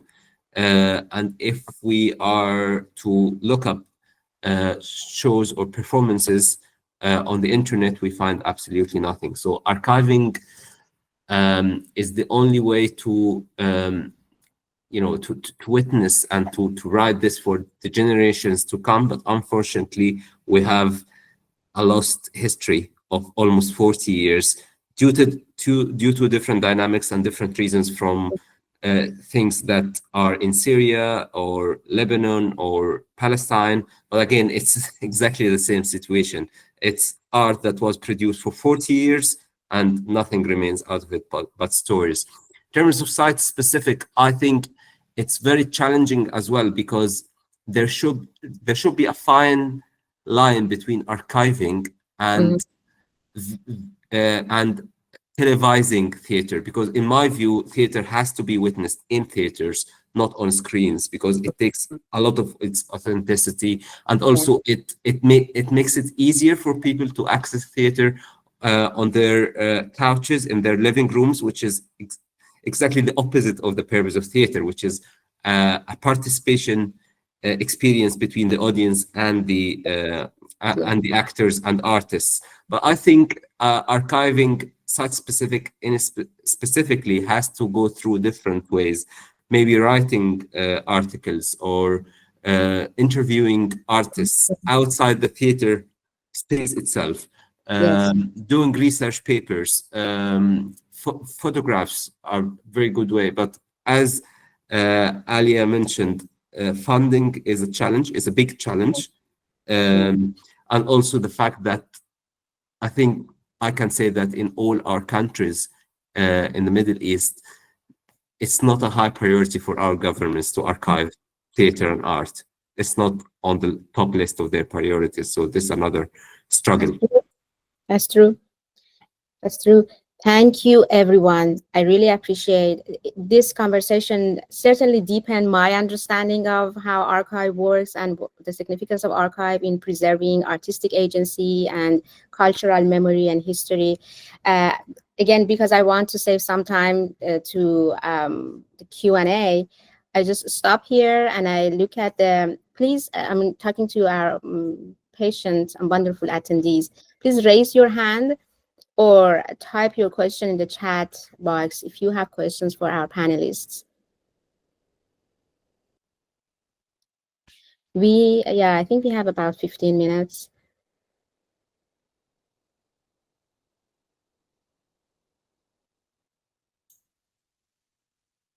Samira Hashemi, if I'm not wrong, raised her hand. Samira, would you like to unmute and ask your question?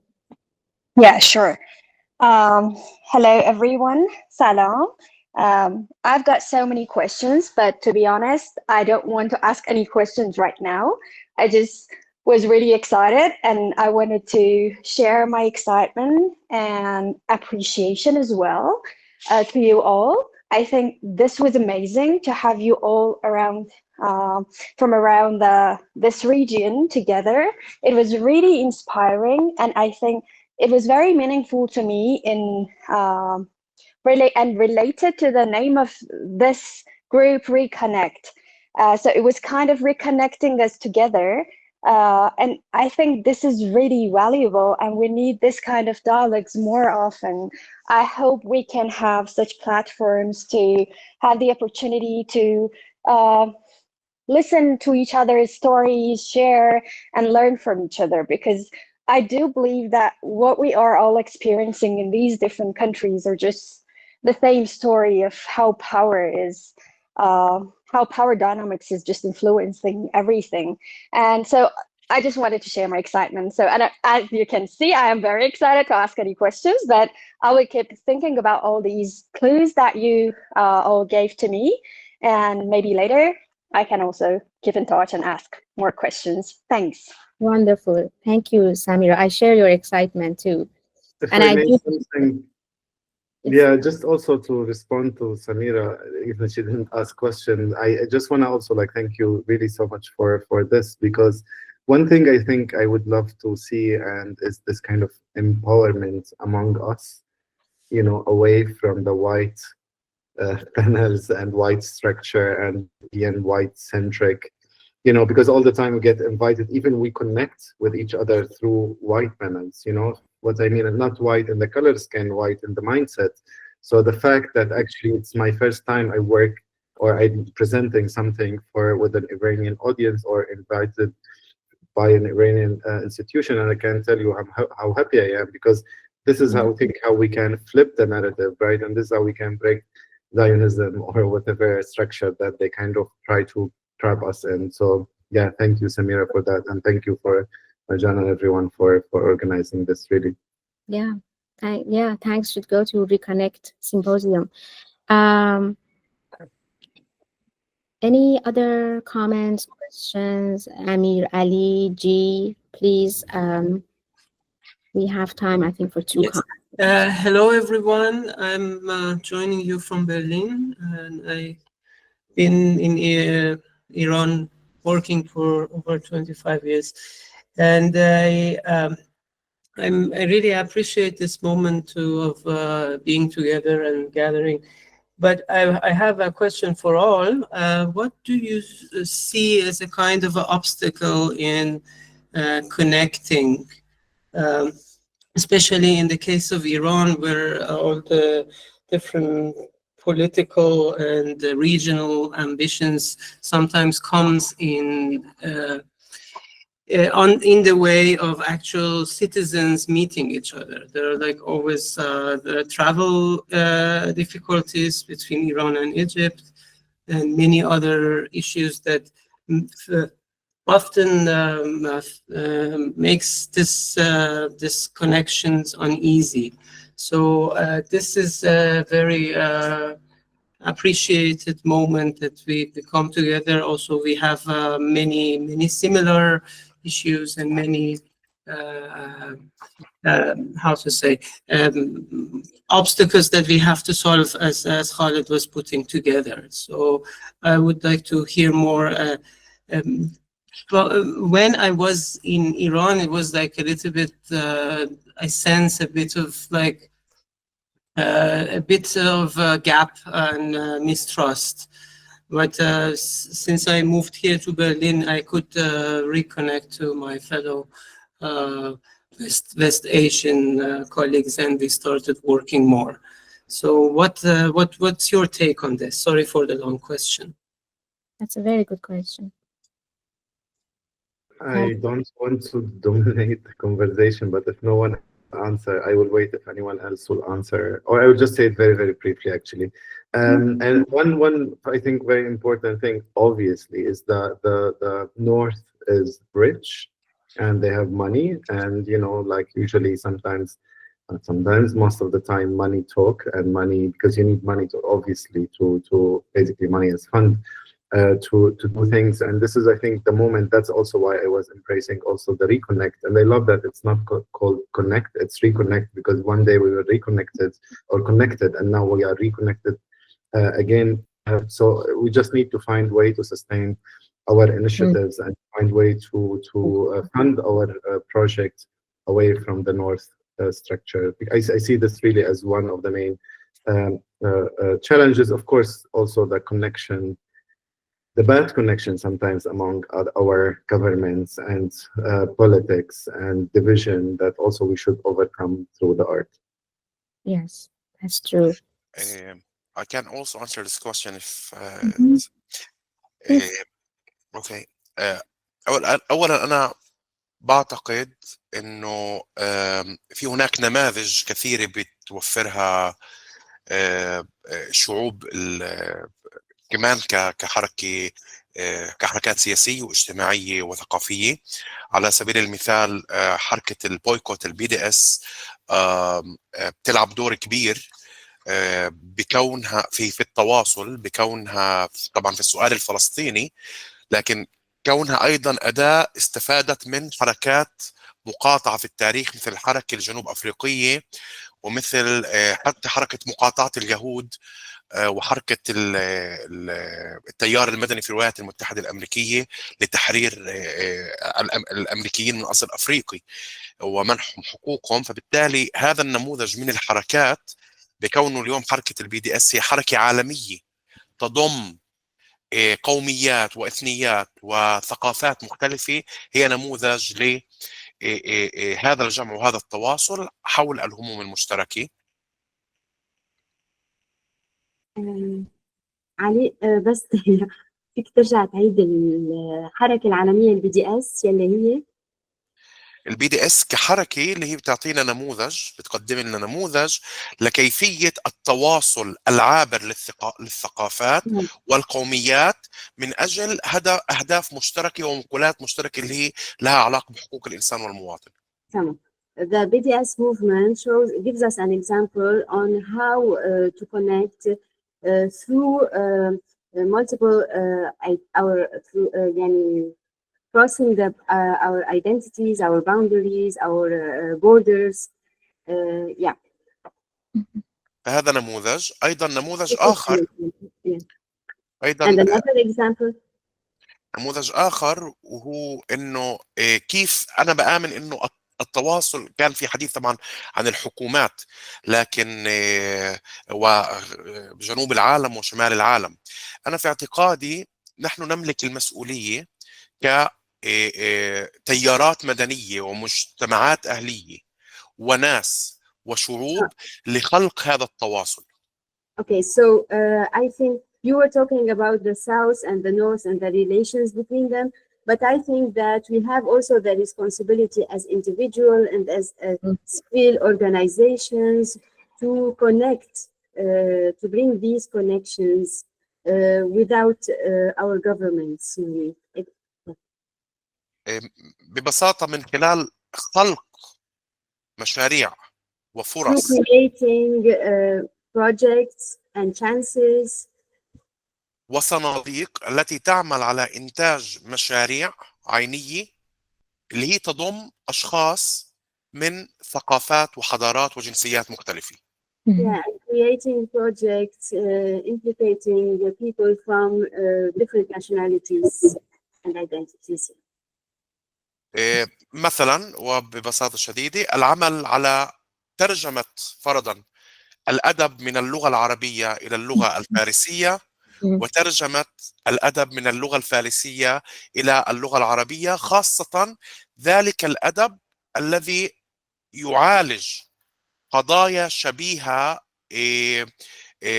لدى الثقافتين أو الحضارتين، وأيضا قضايا مشتركة لدينا في تاريخنا الكثير من المشترك، مثل جلال الدين الرومي على سبيل المثال أو عمر الخيام وأسماء كثيرة جدا التي توحد الثقافتين الفارسية والعربية على مدار التاريخ. مثلا a project is to translate literature from Iranian literature to Arabic, or the opposite, from Arabic to Farsi, and in this way, and also translating Romance like literature, talking about common causes, treating the social problems we are facing in both societies. And also we have in common, of course, Jalaluddin Rumi is an example.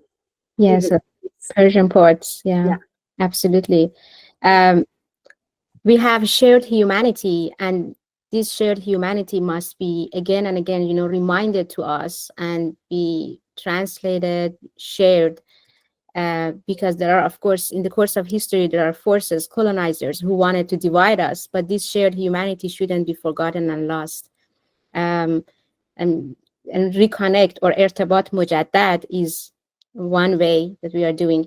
We have one question. Mahana Narimani, it's been a while you raised your hand. Can you talk? We are actually, I think we have time for 2 questions. Hi. Mahmoud, let's go ahead. Hi. I don't know if you have time or not, but quickly, we try to be quick. I really want all of us to be able to talk and ask questions. Thank you so much. Thanks everyone for amazing presentations. I was wondering, what are the the forbidden subjects about women in each of your countries, or any social contents that you cannot put on stage and you're struggling with? So it is very important for me to understand the obstacles on your way and restrictions toward women-centric subjects in each of the countries. Thank you so much. Thank you, Mahana. I can begin. Lebanon is relatively more relaxed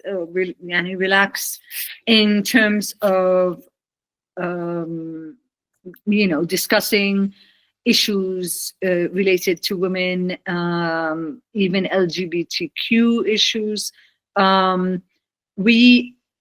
There have been a lot of examples. One of our members of FADA, who was supposed to be on this panel as well, Lina Abyad, who's a colleague of mine as well at university, has done a lot of plays where she has pushed the boundaries relating to women issues, whether it was very personal issues, social conditions, of course, trans people, gays, and so on. So there are a select few theater practitioners who have pushed this. One of I did a play about my grandmother, who was one of the first women to remove her face veil in public in 1927. And I brought this, to today's world. It was in 2016, but the Lebanese authorities censored the play, and they said, no, you're not allowed to play it, to put it on, because I am calling for the removal of the veil. And the idea was just to remove the face veil. But of course, censorship has an extremely important role in Lebanese, cultural life, whether it's literature, films. Every single, art form has to go through the censorship bureau before it's portrayed. So one of the very interesting things is, I went to my son's school, and one of his teachers was veiled. And the next time I went to see her, she was unveiled. So I said, I'm quite interested in knowing, why do people unveil themselves? Why do people? And I said, because I just done this play about my grandmother, and I don't know. She said, yeah, I watched it. And I thought, if her name was Ambara, if Ambara could do it 100 years ago, then I can do it today. So, and I think that's the importance of theater, in the sense that it plays an active role in, giving space to people to reflect and to be able to take a step in whatever it is, socio-political ideas or behavior that the society has imposed on them, and they not necessarily felt it, from as an individual. So so in women's affairs, we try as much as we can. I'm not calling for unveiling. I'm saying that the face veil was something that is totally, and I still believe it's unacceptable. So we try. Yes, absolutely. I mean, in Iran, we are also trying to, the compulsory hijab is something that many are questioning and critiquing. And the role of theater and performance is actually to question the stability and the stability of the values, that the values and principles must be questioned, especially if they are just arbitrary and we don't have, solid history and reasoning behind it. That's a great example. That's a great example. We have, again, anybody else among the panelists who want to chime in and share their perspective about the taboo topics, and also the topic of women, representation of the subject of woman and femininity in performance? I think we share the same reality as all of us, but in a different, so I don't maybe say much. It's just, as we know, it's all in the Arab world, and not only, beyond also, of course. So yeah, taboos as women presentation in public space, women bodies, women, the gender equality, the same thing. One thing that I also want to focus on is also our problems from our perspective, because also one thing that I noticed, that we kind of follow the Western feminism, which I have a lot of criticality towards. So I think redefining also our problem from our perspective is very, very important. Yes, absolutely. I think developing that nuanced understanding about the situation, which is so much based on the context, gaining knowledge about the context is very important. It's a constant, way of learning, I would say. to enrich our perceptions with a nuanced understanding about the values, the local values and culture, in order to avoid, whatever we receive from Western perspective in feminism and all other types of isms that are there. One last question, Maryam Lashkari, because you have raised your hand for a while. I think Niyaz had her question in the chat, but Maryam, feel free to unmute and ask your question. And I invite everyone to read we have comments in the chat too. Maryam. Thank you. Well, in recent years in Iran and mainly Tehran, there's been a split in the art scene, and especially in theater and performances, between informal and underground groups and the groups that have stayed underground and have given in to the censorship in order not to leave this stage, because they believe that if every group is performing under the ground, then the only thing remaining under the formal stages is propaganda. And I wanted to know if you have to deal with the same divergence, and how are you dealing with this discourse, this contrast between two different scenes of art that have been created. Thank you.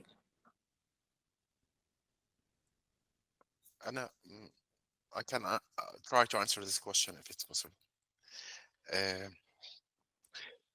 في الحالة الفلسطينية في هناك مركزين في الفعل الثقافي: المركز الإسرائيلي، المركز الاستعماري، والمركز الفلسطيني الرسمي المرتبط بالسلطة الوطنية الفلسطينية.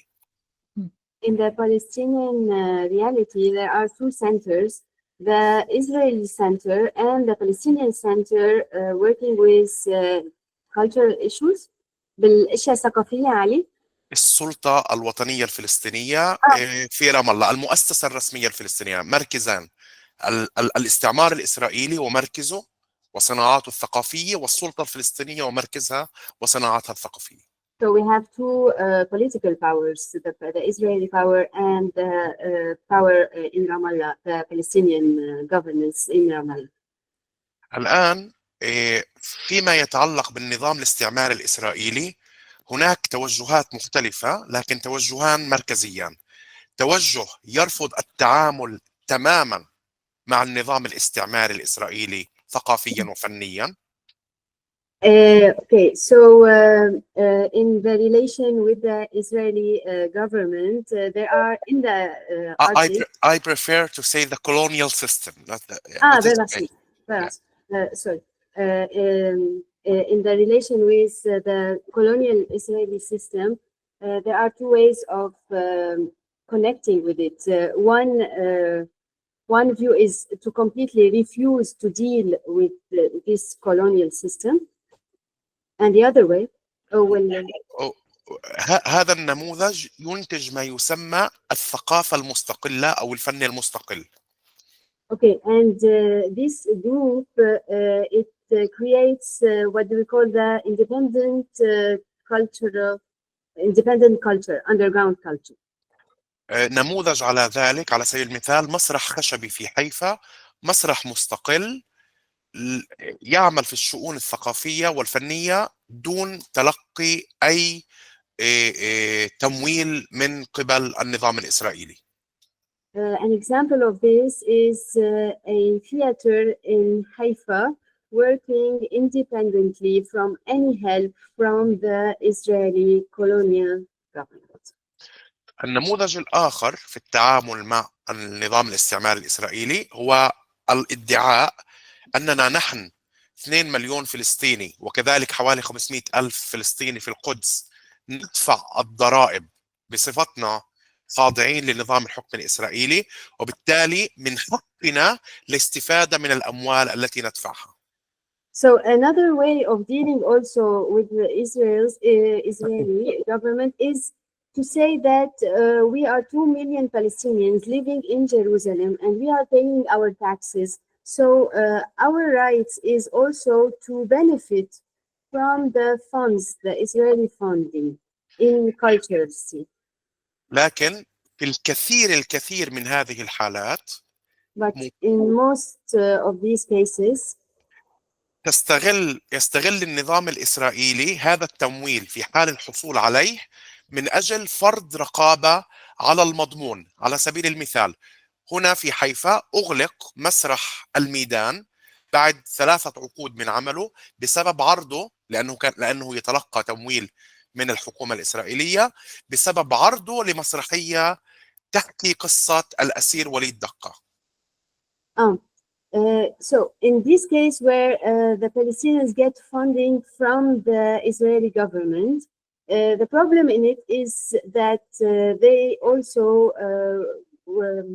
are putting censorship on the cultural content.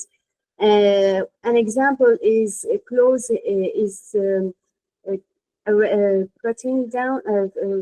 shutting down the performance, talking about the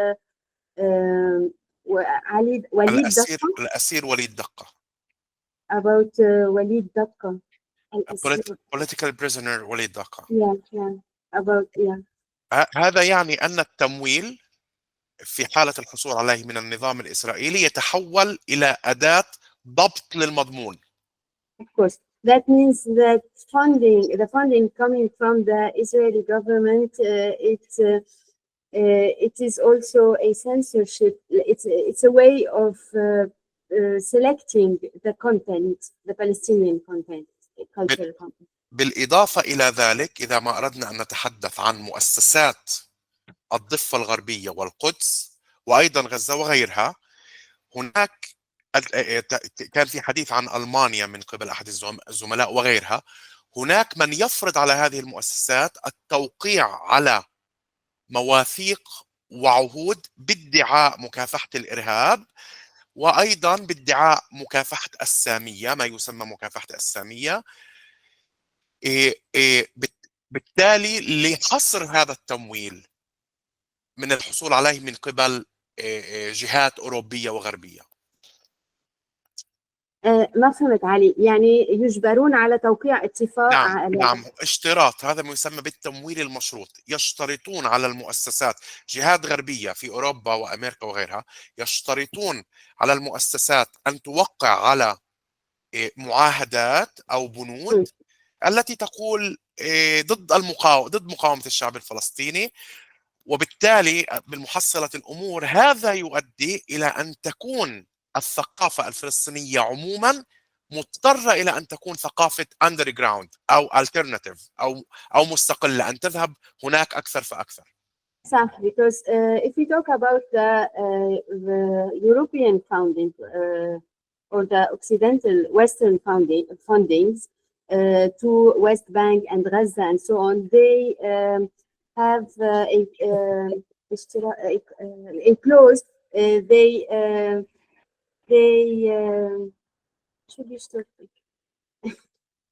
They give the impose the cultural center to sign Aliya, فيك تساعديني شوي؟ Yeah, so they impose they impose rules or documents to sign which indirectly say that they are opposed to the Palestinian political movement. So even if you get Western funding, the Palestinians who are working with funds from the West are still under the indirect Israeli hegemony. Mahmoud, Ali? So the Palestinian culture has to be independent and underground, to be free. الكثير منها طبعا، ليس كلها، لكن كأنه الكثير منها رغم التحديات في ذلك، لأن الإنتاج الثقافي أيضا يحتاج إلى مال، لكن هذا يجعل في الكثير من الأحيان الثقافة الفلسطينية تذهب باتجاه التطوع وأيضا باتجاه الأندرجراوندينج والاستقلالية. So most of the Palestinians cultures goes to underground and independent section, but of course it brings them a lot of challenges because we need money also to make artistic projects. Thank you. Can I ask a question, Ali? You did mention the one theater, the one independent theater in Haifa that does not get funding from the Israeli government. Can you tell me the name of that theater? It's not Al-Midan. Al-Midan gets... الميدان أغلق. Yeah, because it got... وافتتح مكانه مسرح جديد يعني خلال قبل سنتين اسمه سرد. الآن المسرح المستقل تماما اسمه خشبي. خشبي KHACHPAI خشبي. Thank you. Welcome. Okay, thank you so much. Yes. Can I ask one thing? Is there any place where all of us can be in touch with each other? Can you send us each other's like emails and because I'd really like to, you know, continue this this conversation on many fronts with all of the panelists. I totally agree, and that was one of the things that I actually wrote down. We have a shared Google Doc, and I want everyone to share the links, you know, add the links of the resources that you mentioned in your presentation to that Google Doc. And I'm going to send an email to the whole group so that we stay in touch for the next opportunities. I do hope that this is not the last panel that we have on the topic. So we'll definitely continue the conversation.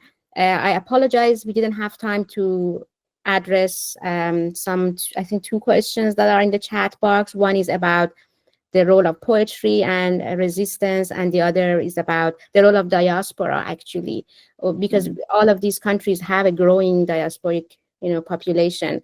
And I think personally, I'm also a member of diaspora, NEMA, and the other members of Reconnect, and we have been doing our best to, you know, I just answered the question of diaspora in the background, just to say in the chat.